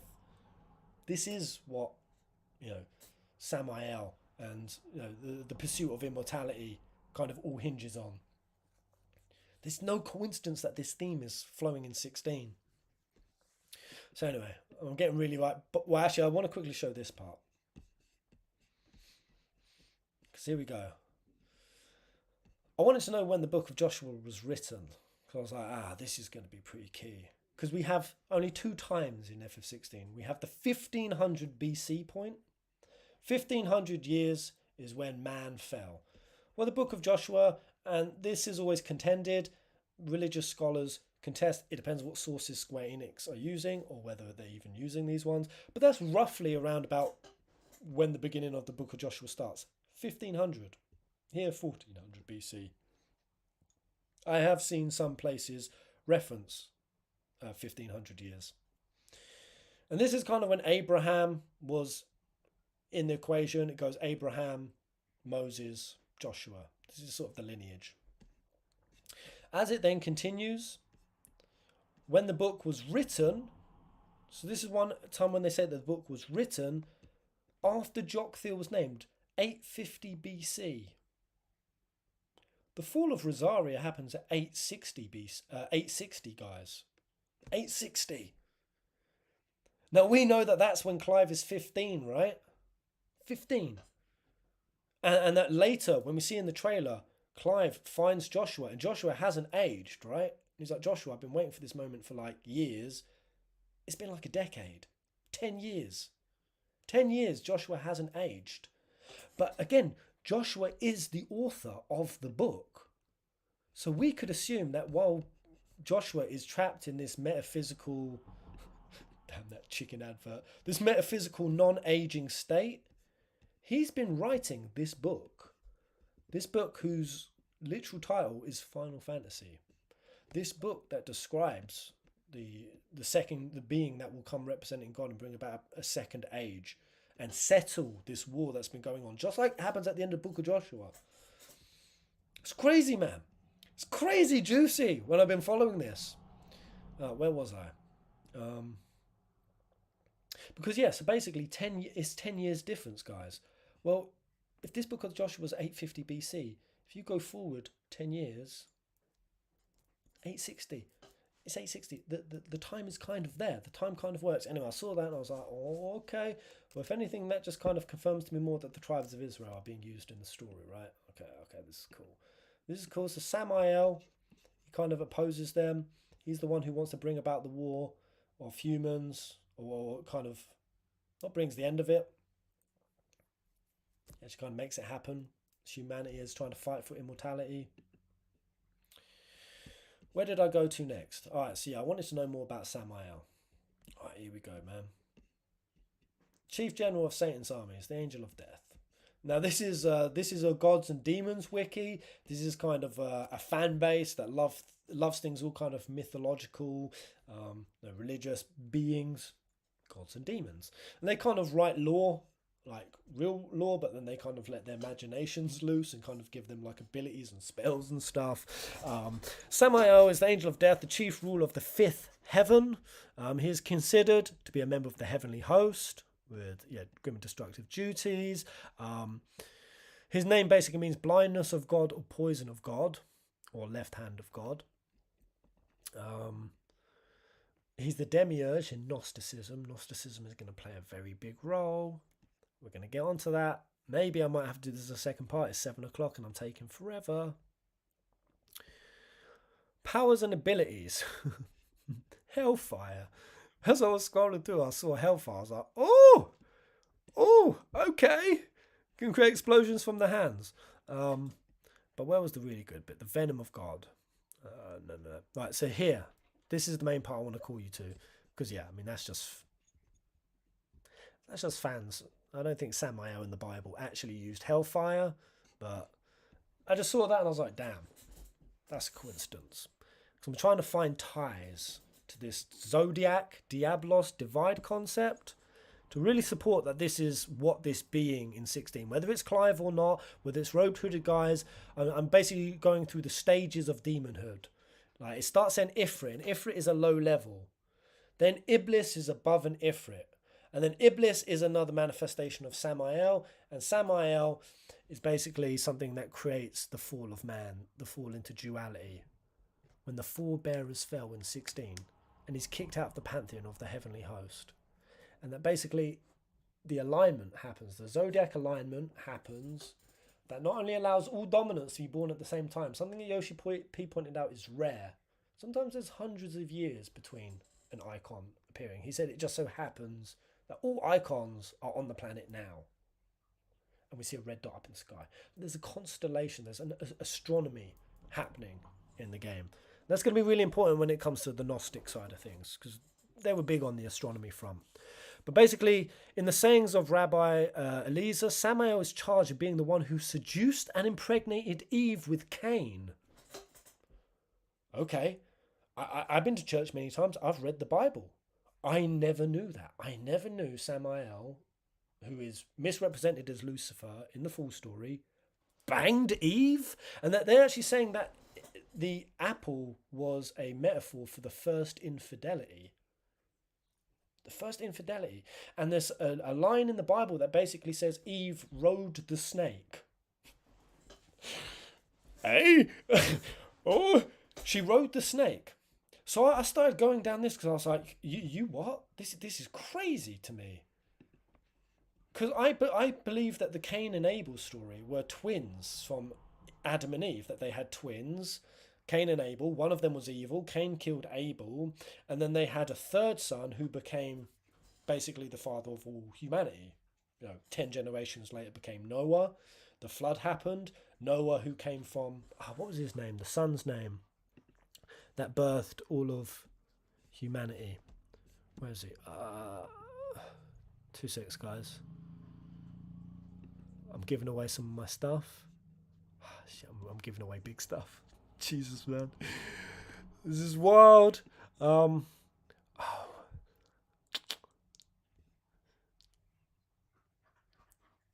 can't find it right now, but I'm just gonna have to blow the lid off, guys. Oh, I heard chomping. She's literally sat here eating fortune cookie off the floor. You cheek! Hey! We're going down the rabbit hole. We're going down the rabbit hole. Are your tinfoil hats are cooking? Right. So anyway, I wanted to learn more about this. I was like, what the hell? Eve cheated. So anyway, I go to the story. Cain, son of the fallen angel Samael. What made Cain capable of murdering his brother? Why was the flood generation so wicked? Why the flood happened? Samael embodies the serpent and seduces Eve. Nani? So I got reading. In keeping with the verse opening, Adam knew his wife in the proverbial biblical sense.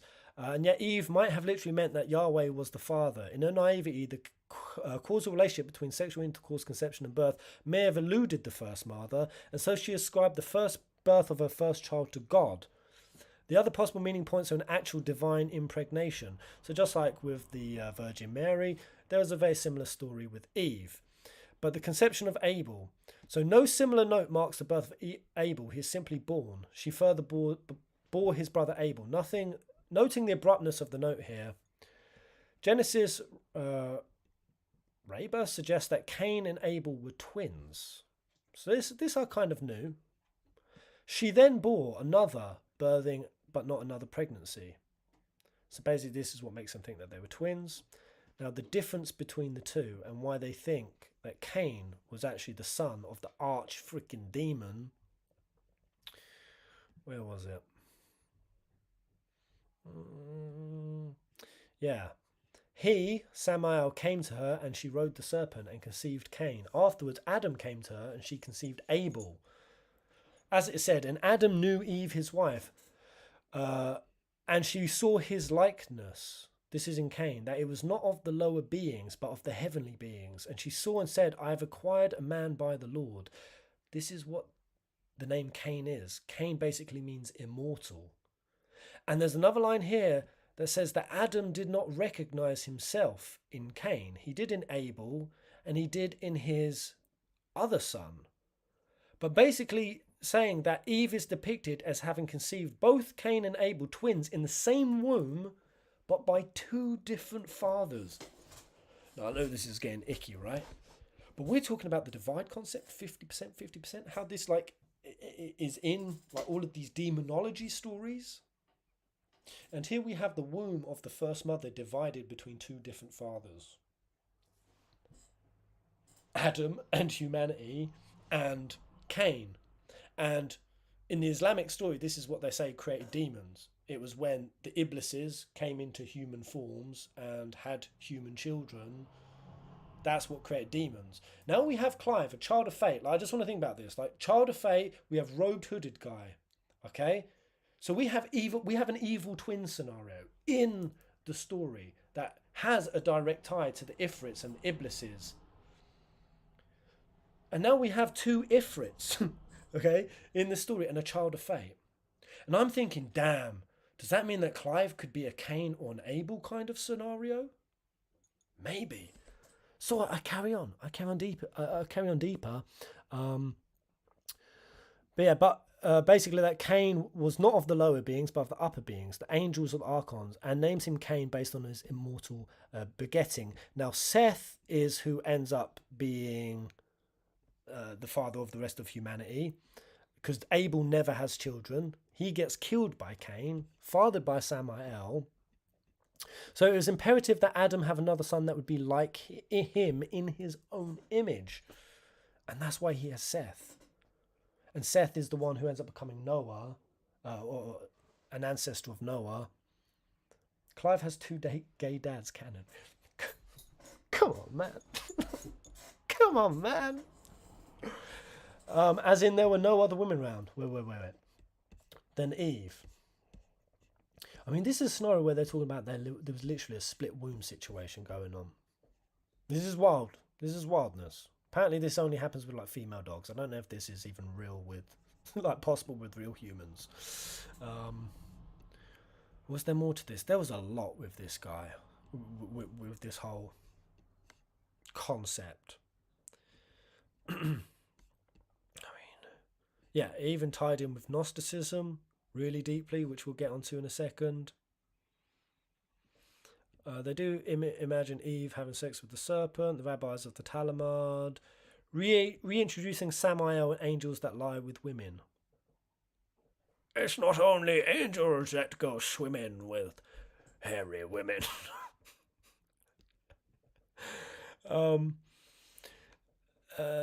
The New Testament to the Church attribute the conception of Cain to this fallen angel figure, masquerading as the primordial serpent, whether identified as Satan, Samael, or the devil incarnate. Anyway, this is what got me thinking that basically whatever the robed hooded guy is, that he could essentially be Samael, more or less, potentially.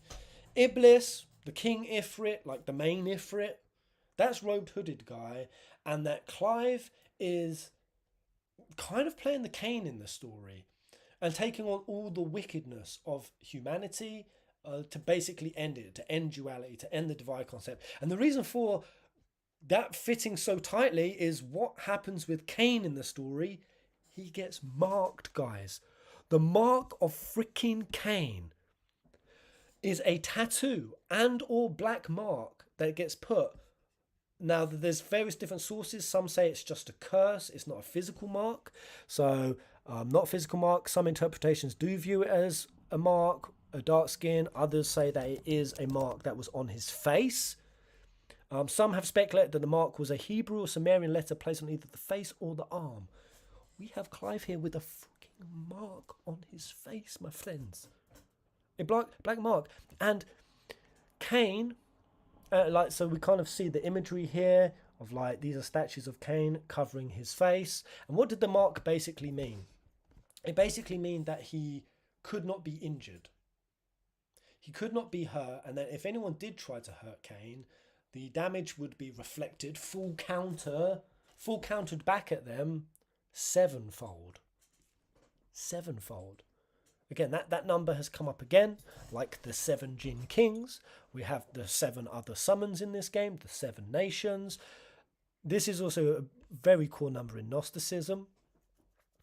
But yeah, so just some little things with Cain. Where was it? Where was it? The second part of the curse. Yeah, so the first part, I'll just read it. The first concerns the earth. So that was cursed by Abel's blood. After Cain slew Abel, it made the land infertile. Unable to be farmed, the earth would not yield any produce for him.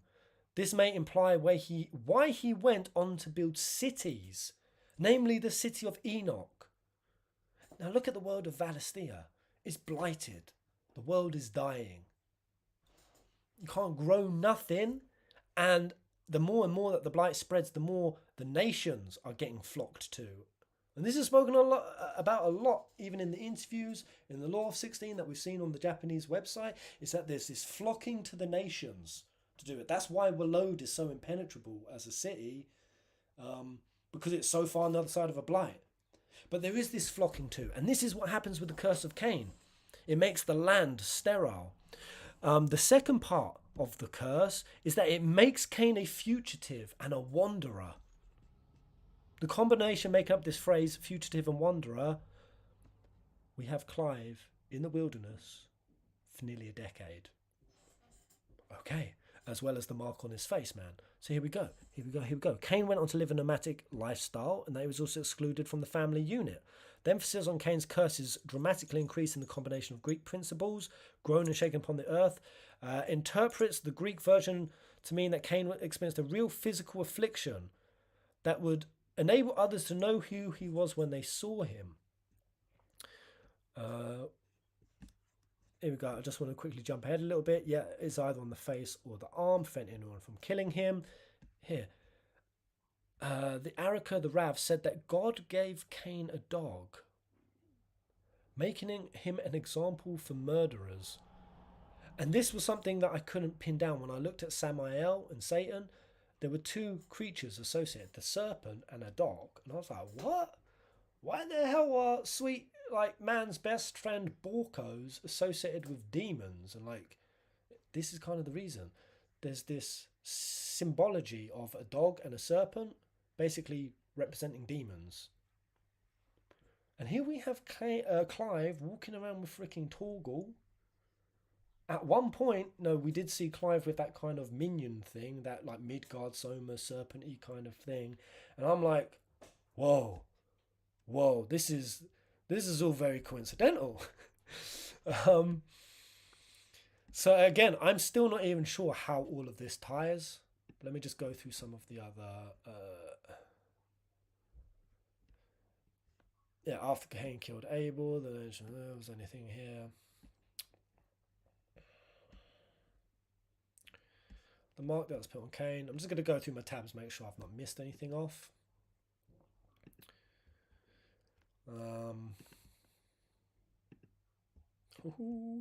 There's a juicy, man. And that's the thing, I don't know like if Square Enix are using all of these sources, all of these references. It just seems very coincidental to me that there is this roadmap of stories in Christian and Islam and Judaism and Gnosticism that all reference these similar things, and they're showing up in 16.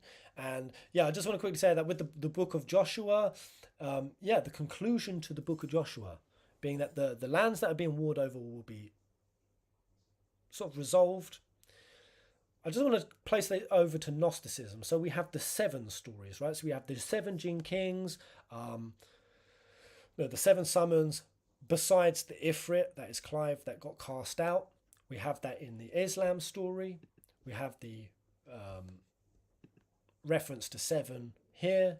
You know, that Iblis is Samael. He has a son Cain, reflect any damage 7-fold. And then Gnosticism became the thing that tied all of them even tighter. Because, yeah, I sent forward the picture of Clive's logo. Somebody pulled this out from the icon painting, how that looks very similar to Clive's jacket. And I was like, could this be a duality symbol? Because I do believe that Clive is here to end duality. That whole full story is Clive is a manifestation, like he is here to fight the main demon, and also the Hydaelyn. I think he's going to fight both on both fronts, robed hooded guy and the Mother Crystal system. And that this symbol in some way could mean that. Well, when somebody totally unknowing of me going down these veins of Lucifer and Samael already in the creation story, for them to post me this was so coincidental. This is what they say it looks like to them, the Ogadad, which means 8-fold, 8 primordial deities. 8 primordial deities, guys. This is the icons, man. This is the icon. So I went, okay, well, I need to do some research. So I went to the Ogdode. I think I'm saying that wrong. Gnosticism. Anyway, the number 8 plays an important role in the Gnostic system, and it's necessary to distinguish the different forms in which it appeared at different stages. I included a theory of 7 heavens and a super celestial region called the Ogdode. Astronomical theories have introduced the concept of 7 planetary spheres with an 8th above them, the sphere of the fixed stars. Now remember, guys, how I came onto this whole thing was following the 7 Jin Kings, each of which have a planetary alignment. And it was when I went into Mars and I followed it through with the zodiacs in 16. You then slip over, where is it? To then see it then show up here. And I was drunk in a bar in Vietnam with Ginge, and I was like, I'm telling you, man, like, what do you think of this ghoul with like these tattoos? And he was like, yeah, kind of like astrology, like zodiacs. I was like, yeah, man, I see it. I see it. And then to see Gnosticism, references, so in the system of Valentinus, the 7 heavens and even the region above them, red dot in the sky, the one that is beyond, like the 7 in the pantheon of the cosmology.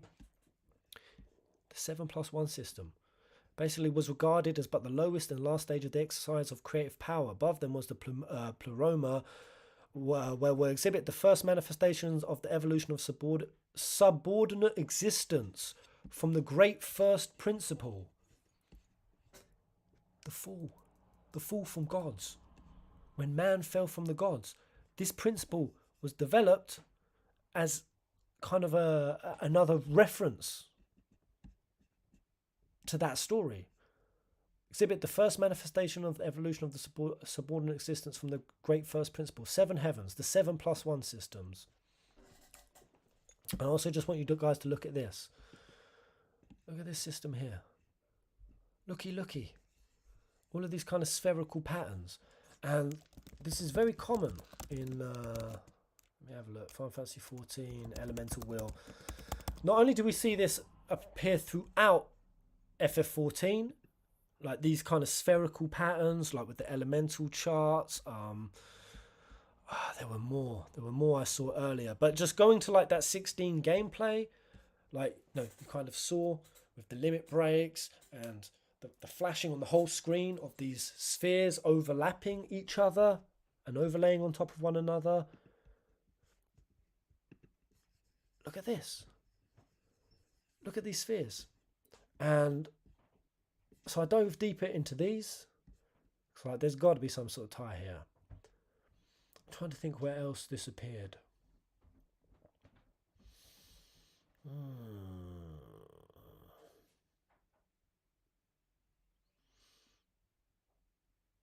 Yeah, it appeared in a few places.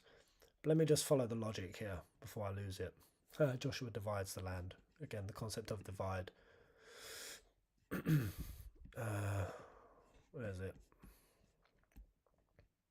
Yeah, so here we go. The same 7 stars, Saturn, Jupiter, Mars, Sun, Venus, Mercury. This is what the 7 Jin Kings were represented by as well. And where is it? I don't want to give it away. Okay, here we go.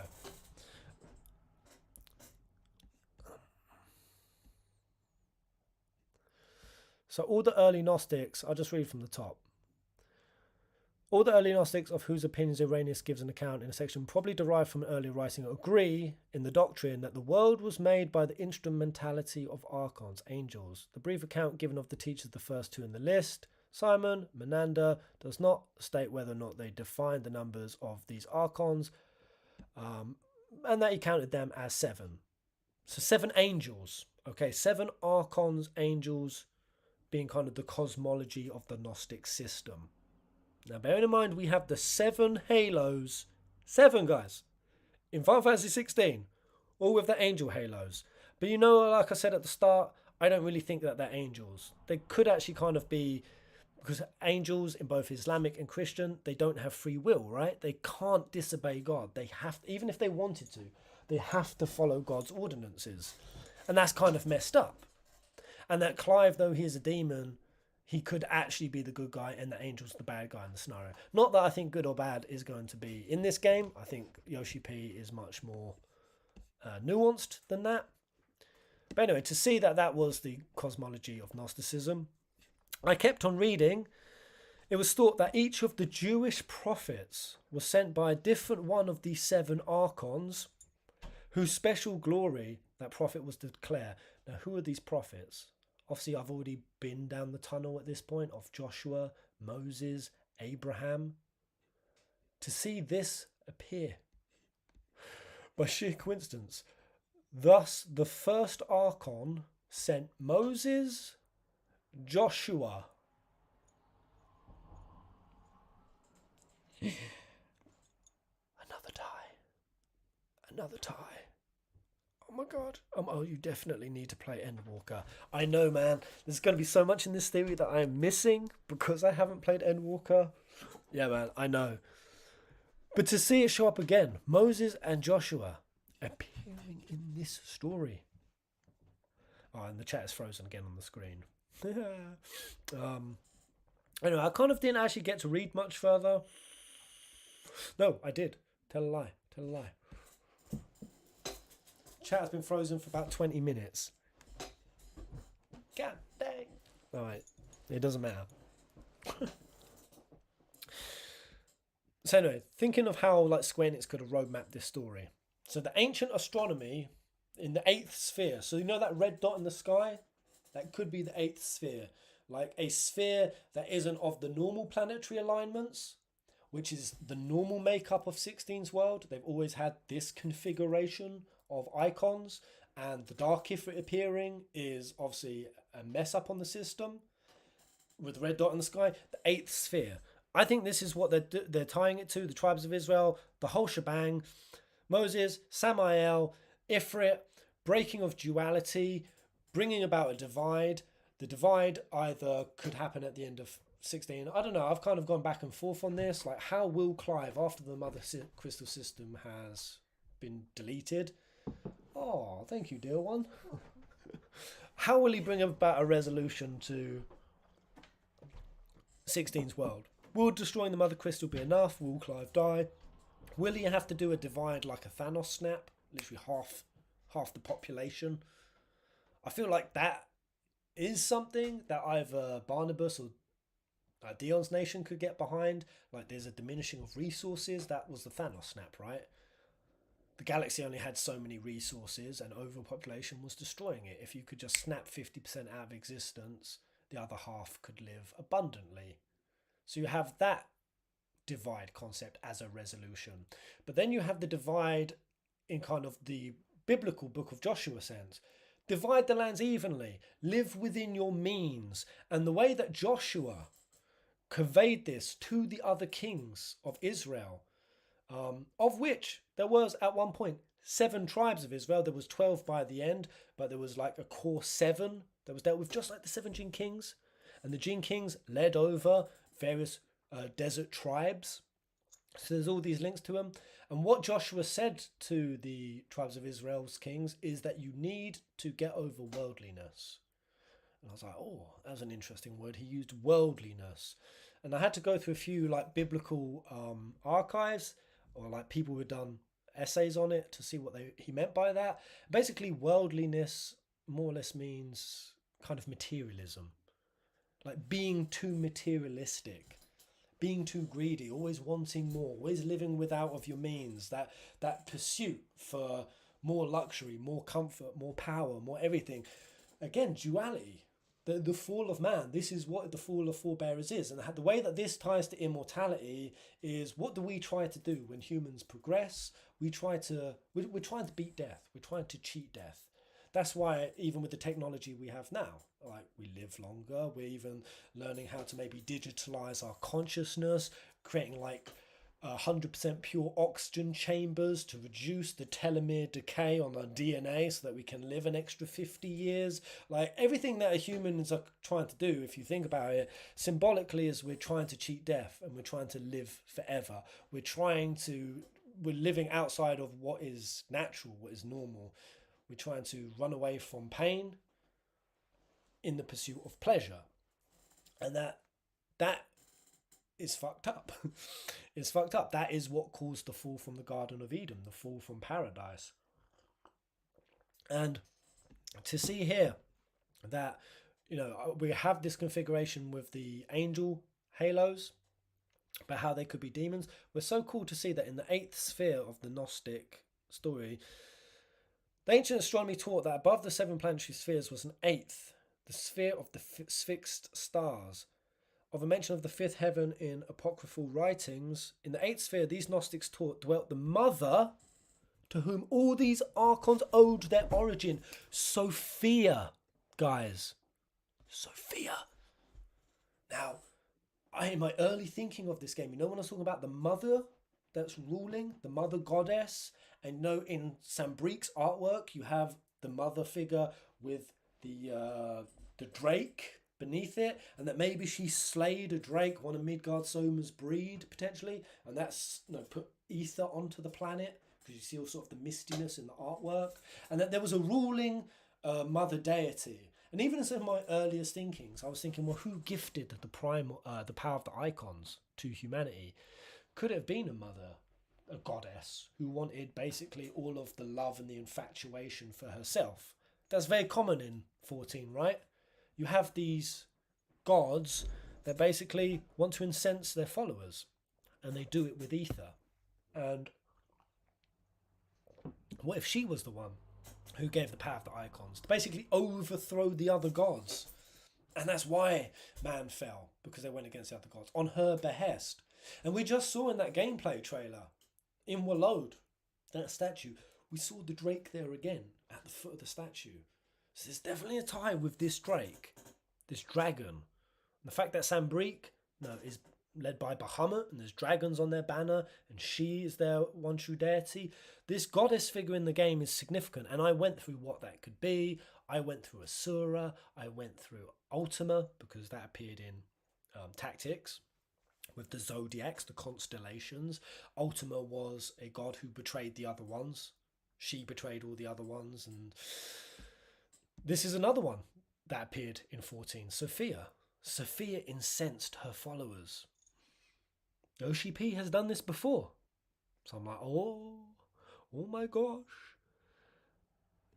In the Gnostics, there was a mother deity that was at the peak of it. That was in Sambrique, Pez. When we fought, was that in Sambrique? Captain Cosmic, are you sure? Because we were in a Willow dungeon. Did it jump?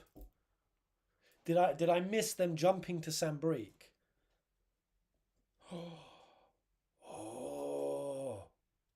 Because I did think it was in Sambrique from the trailer, and it would make sense, because it was confusing. I was like, why would Wallode have a statue of the mother deity when it's Sambrique that worships it? And Benedicta called it out, called it a false deity. Oh, did I get that wrong, Captain Cosmic? I mean, that's cool, because that fits even tighter. But in the language of these sects, just following this quickly, it is also a name of the place, denoting the heavenly regions over which the 7 archons presided, while Ogdode denotes the super celestial regions which lay above their control. I'm thinking this is where Chuck Clive comes from. This is where Robed Hooded Guys comes from. This is the new ingredient thrown into the scenario. And what's really, really cool is, besides the higher of the 7 archons, the off-fight system told of a lower Hebdomad after the serpent, in punishment for having taught the first parents to transgress the commandments. The Adam and Eve story coming up again. Is that Yaldabaoth? Was cast down into his lower world. He begat himself 6 icons, whom himself, the counterpart of that, is chief, and these are the 7 demons. So he came down. Man, this is wild, yo. This is wild. Came down and created 7 demons. She was also pursuing, I think, the dominant of fire. That makes sense. Yeah, man, this blew the lid off it for me. There are 7 demons, the scene of whose activity in this lower earth, not in the heavens. So think of these as the 7 Jinn kings. Remember, I'm referencing all of the icons to being a Jinn, a 7 Jinn king, a married, a demon. These are 7 demons, but they have halos. So how can they be demons? Well, in the Gnostics it says, they have activity in the lower earth, not in the heavens, and who delight in injuring the human race, on whose account their father had been cast down. Origins gives the name of these demons. Now, I just want to quickly go over to the 7 Jinn Kings again, because these are like Michael, yeah, Raphael. These are the good angels, right? These are the good angels in the Christian version of the story. Well, as in the Islamic story, they're associating Michael and Raphael with these jinns, these demons, the golden one, 2 thunders, the white one. This elemental aspect to it as well. Cyclone, Garuda, prosperous, lucky. I mean, damn, that could be, I don't know, that could be Hugo. Like, there's a little association I sensed with all of these. Well, the Gnostic system, my friends, it gives the names of these 7 demons, and it's Michael in the form of a lion, Archangel Michael, yo, Suriel, Raphael as a dragon, the Archangel first mentioned in the book of Enoch, Gabriel as an eagle, God's right hand man, I don't know which hand he was. I was like, what? You got Thortobauth as a bear, Aratoth as a dog. What the hell? The Gnostics reference the names of the angels as being these demons. And there's a crazy tie. What if the crystal dragon is Zodiac? Day angels split into 7 shards. Ooh. What if the crystal dragon is Zodiac? Day angels split into 7 shards, and the false goddess is Heidelin, humanity, with Clive Kane being the figurative son of Eve Heidelin. I love it. I love it. I have all of these ties, man. But that's the kind of craziness I can imagine. Whatever that split was into the 7, into the 8, but obviously Ifrit got cast out. But I think Ifrit and Phoenix were like one thing at one point, one total being. And that these were the 8, and then they got split. And obviously the Ifrit and the Phoenix have become a contention because Ifrit and Phoenix represent humanity's free will, the fire of our progress. With fire, that is how humanity evolved, right? It was learning how to make fire, stoking the furnaces of progress, of technology, the Industrial Revolution. All of it is associated with fire. And, that being associated with Mars and fire, and that's with Samael and Iblis, and these are the beings. There is an association with this being humanity's free will, their freedom to pursue like these higher exploits. And to see that getting extracted at the fall of like this moment then humanity fell, I could see it being that kind of story. Like that they've weaved all of this into a bit of like 14. Like that Clive is here going to be representing Zodiac. It's a pseudo retelling. He's going to kick humanity from the nest, from the mother crystal system. Zodiac's the good guy this time. Well, not even the good guy, but we're seeing it from his POV in this retelling. And yeah, I can see that dragon was somehow split by this goddess that created or gave the power of these dragon's fang, dragon's head, dragon's tail, spine. This is what allowed the icons to emerge. And the only one that was kicked out of the heavenly host, it was the Iblis, the Zodiac, the Zodiblos Iblis Mael of the story. And that I could see Clive potentially being a son of Heidelin, of Sophia, Ultima, whoever, something is off with Clive's origins. Because even that is referenced in the Tribes of Israel story. That basically, if royalty amongst the tribes of Israel, if they married into different tribes, that it would bring about God's wrath, and that the nation would set ablaze, right, and would be burnt to ashes, just like we see with Rosaria. And I really do think that Archduke married someone different. Like Joshua's mother is not Clive's. I reckon he married someone different. I reckon the Archduke, Joshua's mother, comes from somewhere else outside of Rosaria. She isn't from Rosaria. Of that I'm sure. And the book of Joshua says that if you marry outside of your tribe, it will bring ruin and fire swiftly to your nation. Rosaria burns and falls. And then we go and see that mum sat on the throne of Sambrique. it's all this massive, crazy roadmap of juices. Do you think Final Fantasy 16 will tie up all these things that you're talking about together? I think that what this is just a roadmap of like inspirations and like concepts that Square Enix have picked and chosen from. Isn't the mother goddess supposed to be the true goddess while the demiurge being the false god? Exactly that. And the demiurge in Gnosticism, that's what I think that Clive is essentially going to kind of be representing. You know, he's more or less tethered somehow. Clive is tethered. I think he is the Cain in the story. I think he is the father of whatever this Ifrit thing is, this robed hooded thing. That it might not necessarily be Clive's father, you know what I mean? It could just be the demonic counterpart of Clive. That Clive is a human like expression or an ability for the Ifrit to come down onto the earth. Because again, Ifrit had never been around in Valisthea before. I can't help but think it was the Iron Kingdom who were always suppressing it. Again, the Iron Kingdom never allowed their dominant to be born.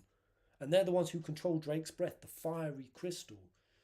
Now, isn't it a bit crazy that this religiously zealot nation, who like they see it as a poison, right? They see ether as a poison. Now, isn't it crazy, guys, that Samael, his name is poison, the poison of God. That's pretty wild. That's pretty wild. That was another link I totally forgot about. He's seen as the poison. The Iron Kingdom see it as a poison, and Ifrit is an Iblis, and Iblis is Samael. And I do believe that the Iron Kingdom, they were always suppressing Ifrit from ever emerging. Basically bringing Satan, Lucifer, Samael, the demon, the archdemon, back to the world. The one that runs in opposition to Hydaelyn. And that basically somehow, it was either the Archduke who he married, whatever way, somehow Clive came into existence. Maybe he married someone from the Iron Kingdom. I don't know how. But basically through Clive, Ifrit was able to get out. He was able to get back onto the world. And that Clive, is basically, I could see this Ifrit, the Dark Ifrit, you know, because it's a shapeshifter. Again, we see it with amorphous fire. Maybe it took a form of a woman. Maybe the Archduke banged it. Maybe the Archduke banged the Dark Icon. I'm calling it now. That's my theory, guys.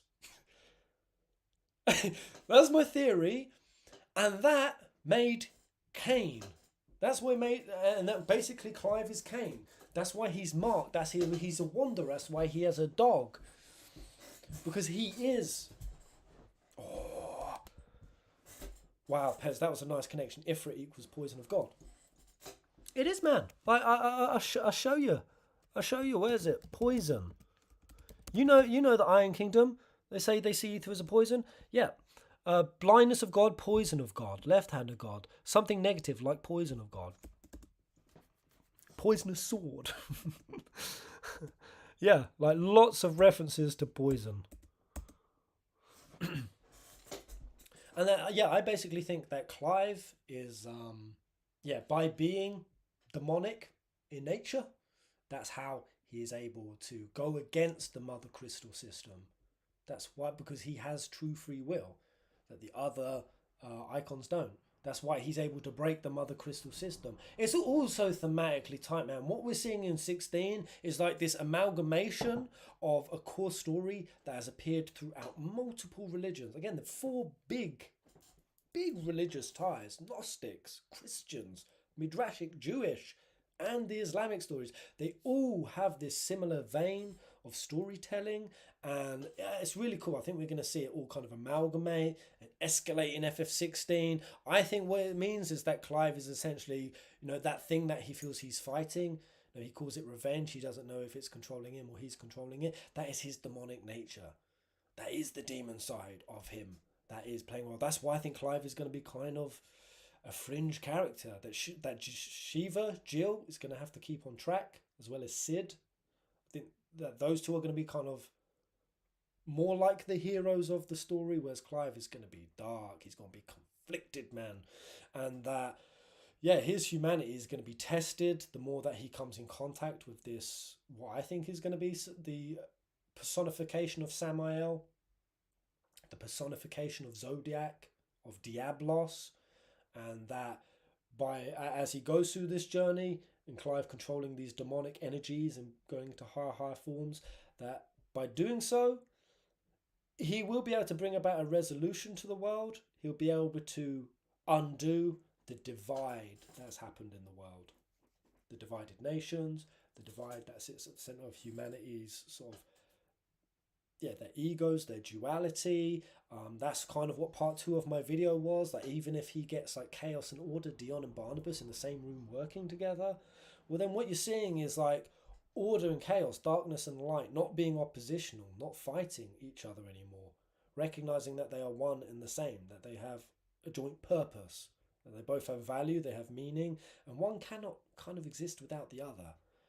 So that not even just like in a literal sense, in a religious sense, in a mythological sense, but even in like a philosophical sense, Clive is going to bring about a resolution to 16 that's going to, in my opinion, take the best and most valuable parts of Eastern and Western religion and thinking and philosophy and present it to us in 16. This is my hope. And I know that sounds grandiose, but I really do think Yoshi-P is capable of it. I think that these are concepts Yoshi-P is fascinated in himself. I've seen it in 14. I've seen these themes.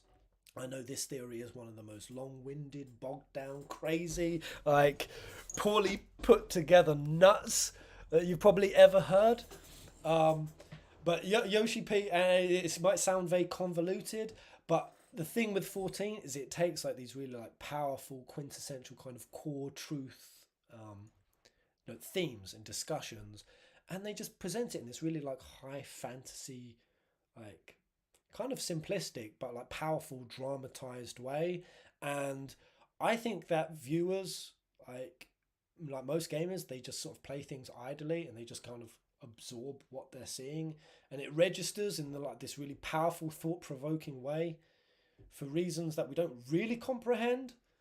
And I feel like the reason for it being so powerful is because it's pulling from stories and themes and like archetypes that have just kind of been in the human psyche for thousands of years, and that whether you live in the East or the West, kind of our cultures are built upon, our thought patterns, our worlds, they kind of are cognitively built upon these concepts, these stories. I know that religion isn't as powerful as it used to be. There's not as many people who are religious, but we still kind of ideologically live in like Christian or Catholic or Islamic or Hindu cultures. The influence is still there, and I feel like it sings to us. It sings to us unconsciously. And I really want the resolution to FF16 to really focus on duality and ending it. And I do think that Clive is one just as I leave this stream off, because I've been going for way too long. One vein that I could see it taking is that, Clive goes, he acquires all of the power of the other icons. They all oppose him because he ends up becoming such a threat. I think that even Sidolphus and Jill at some point could kind of have to be like, you're going too far. And that Clive is going to really be a fringe character, and on this path of revenge, I reckon he's even going to come across that little Sambrique girl. I reckon he's going to be confronted with killing a kid. That'd be pretty powerful to try to commit the same sin that sent him on the path of revenge in the first place. The attack of his kid brother. Because that little girl on the throne of Sambrique, she's the enemy, She's the one who's positioned to be in Clive's path. And I think, Clive is going to have to struggle to keep his humanity on this quest for revenge. And that by doing so, he'll end up playing the Zodiac in the story.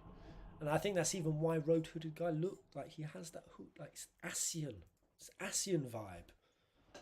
Clive is Zodiblas Mael. Soka does a great job, so this game should be great. Yeah, man, at the end of the day, if none of this is real, if all of this is pure nonsense and I'm connecting dots that don't even exist, at the very least, Soka's music will slap. But there we go, guys. I have waffled long enough. That's going to be a crazy thing to compile into one succinct theory. I probably won't be able to do it. I think I got all of my pieces out, but that's kind of a roadmap of insanity that I've put together. And then, yeah, finally, like the resolution, like after Clive kind of ends the Mother Crystal system, like I would like to see at the end of it. I don't know if you guys think Clive will be alive by the end of it. I do think he's going to become some sort of big archdemon and probably die. Probably. But even if he doesn't, I think the resolution is going to be the same. Actually, whether or not Joshua takes the lead on this front. Because that's the thing. I think even if Clive dies, like what happens with Joshua? Is Joshua just trapped in a metaphysical sense and he'll be reincarnated? Which I'll just say very quickly, that's very possible. Because the other really cool tie is that Joshua, his name, his original name, I think it was... what was it? Joshua. Basically, Joshua's name is Jesus. Joshua is the one, after Abraham and Moses, who tees up Jesus. Jesus' name is Joshua. Here we go. Jesus' name in Hebrew was Yeshua, which translates to English as Joshua. So Joshua, he basically sets up the resurrection story. And what does Jesus do? What is Jesus' main role in Christianity? Obviously, he dies, and he dies for the sin of mankind. And basically resolves or reconciles the fall of man. And kind of gives them an opportunity for salvation. And salvation from, obviously, their dualistically split evil natures. And, kind of reconciles the divide. And Jesus is a big part of that story. So I do believe that whether it's Clive or Joshua at the end of it, one of them is going to carry the mantle of restructuring the world post final boss fight. Whether that is going to be the big goddess, which I think is going to be essentially Heidelin, ending her and therefore ending the Mother Crystal, or whether or not that's Road Hooded guy and Samael and the Archdemon, him. I think one of those is going to be the final boss of this game. I think that once he's out of the way, or both of them even, that will then allow these remaining 7 nations to not be entrapped by the crystals, the proximity, the diminishing of resources. I think it will teach them all how to live within their means.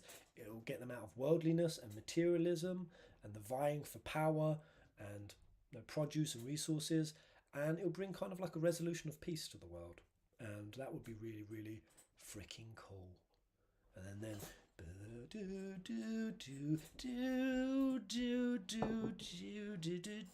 so much hope, yeah, you're feeling hope and you're feeling dope and you want to spend money on some DLC. Give us your money and please be excited. Boo, boo, boo, boo. This will be the end of FF16. It will be dope. It'll be sick. It'll be wild as fuck. I can see Clive dying or surviving a more literal Zodiac-esque role. Clive will restructure the world while propping up Joshua. I could see this. I could see all of this, my friends. Anyway, that was really dope. That was a cool-ass gameplay reveal. It kind of sucks that we have to wait that long to get our hands on the demo. Like, come on, at the end of the day, man. You let all of these outlets play this thing. You're really going to make us wait like 3.5 months to have our go? Bullshit. Anyway, I loved it, guys. Hope that was somewhat interesting, somewhat titillating. It was for me, at least. My throat is raw. How long have I been going? Anyway, exciting times. That definitely superseded my expectations. Oh yeah, and for people who are watching this over on Final Fantasy Peasants, give us a like, give us a subscribe. I really don't know whether I'll release this as the theory or kind of try to make it a bit more organised. We'll see. But anyway, guys, I'm going to go have some food. Brianna is definitely starving downstairs and probably hates me for it. Where's the trailer? Great stream. Yeah, thank you so much. And thank you to those who dropped schmeckies. There was a lot of generosity. Wow, 100 likes. I love that. 101. Yo! Nice, guys. Very nice. Good show, Pez. Thank you. Thank you. I enjoyed that. And Clive equals Jesus. He's going to die for the sins. Maybe. I don't know. I think Clive's going to be darker than that, yo. It's all very like. It's all very symbolic. It's all very cool. You see Clive kind of like burning up, like burning across his face, like burning with revenge. It's such cool imagery in this game. This is my kind of Final Fantasy, man. I do not know whether all of these mythological ties are real, but I know it's really fun to explore. Just everything with this theory is, and this game is just so cool to me, so fascinating. Could not be more excited. Do you think the red dot in the sky is a crystal that was cast out or alien to the world? Oh yeah, before I bounce, guys, sorry, I'm not really giving you guys sort of time for input. I know, out of all of that, is anything that kind of like clicks in your guys' minds? Is anything that you had a headcanon with? Is anything that you guys are thinking completely separate to this? You have your own sort of theories? Because yeah, if I do end up rewriting or rescripting, I would love some of your guys' inputs. Because yeah, honestly, the only thing that set me onto that whole Gnostic line of inquiry, it was one of you guys replying to my post on Twitter. I've forgotten the person's name. But yeah, it's like every time I do reach out to you guys, some of y'all come up with some fantastic ideas. By no means are all of these ideas my own. Probably like 80%, but yeah, where was it? Delta Sin. Yeah, Delta Sin coming up with the Ogdad. I do think Clive is going to be like kind of a metaphorical daddy in this story. He's going to be like the Archduke. You know, like the Archduke when he sat there with Joshua and he's trying to like tell Joshua, he's strong enough and he's good enough and stuff. Clive's going to be doing that for the whole of Valisthea. Clive is like world daddy. That's my theory. And that's also really cool, like with the Heidelin and the Zodiac thing as well, and the chaos and the order and the yin and the yang and the duality and the polarity and the Adam and the Eve. It's all very yin and yang. So the fact that you have masculine and feminine, you have mother and father. There's so many archetypical beats appearing in 16, sorry, or potentially. But yeah, I only got that from Delta Sin, so I don't know if you guys have a good dinner, Pez. I just hope whatever content or experiences developers of this game are trying to share with gamers, they'll be able to execute it to the level of near perfection, if not perfection. Woo-hoo! Yeah, I mean, we can hope. Check out what's going with Luminous Productions at the moment, by the way. Jake, I saw that. So Luminous Productions... Oh, I sat and I chuckled for about 10 minutes, man. Kind of, that chuckle where you're just laughing and then you're kind of like... and you kind of get like sinister with it, because you're getting a sinister kick. Like, yes! It's like you've just seen like a kid, a little fat bratty kid fall into a pool, or like a muddy lake, a pond. They've just fell off their bike. Like a real like shitty kid, like Dudley. You've just seen like Dudley like fall down an escalator, and you're just like and it's like it's inherently evil. Yeah, I had that reaction when I saw what happened with Luminous Productions. So they made a post saying that it's Luminous Productions are getting rolled back into the rest of Square Enix. It's getting merged and dissolved back into the rest of the company.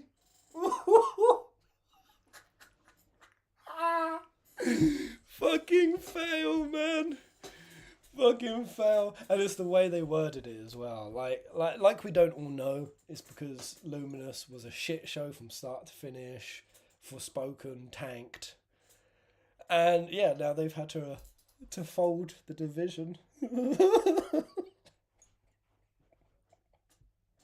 I'm so glad, man. Oh, I'm so glad. I just hated everything to do with Luminous. You weren't worth it. Luminous really wasn't. I mean, you know, at the end of the day, see, no, it just wasn't worth it. Even if I sit here and I caveat, you know, we got 15, and it helped to create something for 14, and then, you know, it got modded off of 14, and then modded again to then make some influence on 16. It wasn't necessary. Luminous was a waste of time and money and capital, and yeah, everyone who came at me hating on Forspoken, I told you why. I told you it was the story of Luminous. Why I hate Luminous, why I think it was Square Enix not trusting. That we want to hear Japanese storytelling. And we want you to do what's good. In your wheelhouse, Square Enix. The fact that they ever thought that they could play the West at their own game. Tabata got out while he could. Bro, they fucked Tabata so hard. And that's the thing, people don't realise that. Like, not only did we lose nearly a decade of good Final Fantasy, look at all the damage it did to the reputation. Look at all the damage that it did in terms of, you know, the DLC structures that we got. The exploitative DLC structures. The shit that is still lingering now. Again, what's the shit called? The 15 Empire game. Age of Empire, 15 Empire shit. I can't even remember what it is that I hate it so much. My brain has deleted from the trauma. It's just got a second game release. War of Eos. They've released a second iteration of that exploitative shit. The kind of shit that had fans gambling and getting addicted to it because it's utilising a gambling mechanic that is highly exploitative. You had fans dropping 10, 20 grand. There was a story of one guy who somehow dropped 40 grand on that Empire game. And now he's suicidal and might be getting divorced. A new Empire, that's it. It's getting a sequel. This is the ideology that spawned from that time period where Square Enix thought, yeah, what we'll do is we'll create an engine that can take down the West. We'll do what the West is doing. We'll get Western story writers on. We'll Westernize the storytelling, aka making it simple, simplistically presented. And we'll start copying some of their monetization methods, dragging things out into this like big, bloated, never-ending fucking product where we paywall main story beats and story resolutions and character arcs. This is what Luminous represented to me, and it did from day one. And then we come out with a game that was a branch of Agni's philosophy. Which Agni's philosophy, this cool kind of Crimson Witch concept that had kind of like this crystalline kingdom and these slums, and you flew over a dragon, and it had this kind of like rich, cultish kind of dark vibe to it. Like so much potential, and fans looking at just a 2-minute trailer and going, damn, I want to play that. Just like they did with Versus 13. Just like they did with Versus 13. You saw it and you were compelled out the gate. You were intrigued. God, I want to play that. And then to see what Agni's philosophy and Versus 13, because of Luminous. Luminous did this to all of these things. Luminous took Versus 13 and look how painful it made it. Look how extracted from that dark and grittiness. That like big rich world lore, that Fabula Nova Crystallis aspect, hollowed it out into a nothing burger. You even made the Lucis Kings pussies for no reason. The Lucis Kings were supposed to be like mafia, death worshippers. They wore their darkness on a freaking sleeve. Shakespeare, nothing is good or evil. I only think it makes it so. Instead, you kind of pampered him. You made King Regis look like he was a great guy. You made them like, you made it so desperate to like make them seem like, I don't know, it was weak. I don't know how to describe it. It's just like the watering down of like that darker maturity to kind of be like, these are the good guys. and these are the bad guys. Ooh. And you know, then to see what you did with Agnes. You ended up getting a New Yorker in sneakers, a fucking idiot, moronic character, you know, with some of the cringiest, you know, just terrible dialogue. Sorry if any of you love Forspoken, but I've seen some of it now. I've gone and I've watched, right, some of the Forspoken stuff. I've seen the gang violence situations, the throwing of the dirt in the face. I've seen the cat. I've seen the house fire with the neglected bag of money. I've seen enough to see what a western pile of trash that game is. And there's a reason why it's got 3.4. And I was right. I said 3.7. I mean, what is Forspoken at now? I said in the demo 3.7 that this game would get. And I was honest with everyone as to why I hated. I hated this game before it even came out. It was, Paz, you usually give everything such a good chance. Why this? Why, when you're usually so open-minded, are you now saying no to this game? Is it because the main character's black? No, you fucking idiot. It's for literally every other reason that I've been saying. What the ideology, the philosophy, the ethos that went into creating this junk. There we go, 3.4. I said 3.7. Everyone's like, no. It might get low. It might only get like a 7 or 6.5. It won't get as low as that. It won't get as low. I don't know how I ended up getting back onto this. Who baited me? Who bloody baited me? Yeah, it was you, Jake, wasn't it? Yeah, Jakey boy. I know. I you know I can't stop when I start on this. So I better sign out now. Don't worry, Pez, we got you 0. Yeah, we got you 0. Final Fantasy games have always had this unique way of storytelling, man. There's just nothing else that compares to it currently in the gaming world. What they need to be focused on right now is the gameplay. And that's it. That's exactly what is the beauty of Final Fantasy. It's that unique storytelling. It's so different, and like every Final Fantasy has such different story, but there's a feeling to it. There's an identity to it, and you can't really put your finger on it other than that you can just feel that it's Japanese storytelling at its best. Why are you going to be hiring Western writers, yo? Bullshit. Anyway, go get some food. And that's the thing, I think that 16 is going to be all of this, man. The best of of Japanese storytelling mixed in with sick gameplay, dank gameplay, awesome over the top kind of visuals, and quirky hairstyles and all of those cool aesthetic elements that we love in Final Fantasy, but with a solid gameplay system to it. And that, I've got to say, that gameplay demo, those 45 minutes gave me the most confidence. We got Theatrhythm, don't we, Pairs? We do! And I'll be back tomorrow, because I actually managed to cover all of this, everything that I wanted to cover. So yeah, I'll be back tomorrow with Theatrhythm. Yeah, I better go. Actually, Brianna! Bree! Oh, she can't. Bree's ignoring me. She must be upset. I took too long, guys. Oh no, I'm in trouble. Alright guys, you know what? Whoever is still at this point in the stream, absolute legend. Let me see you as I take my stage left. Who was here? Who was here for the finale? Take it easy, my beautifuls. My peasants. My peasants. Be well. Be merry. Bask and marinade in the hype. Do you feel it? Are you calling me? Who is hype?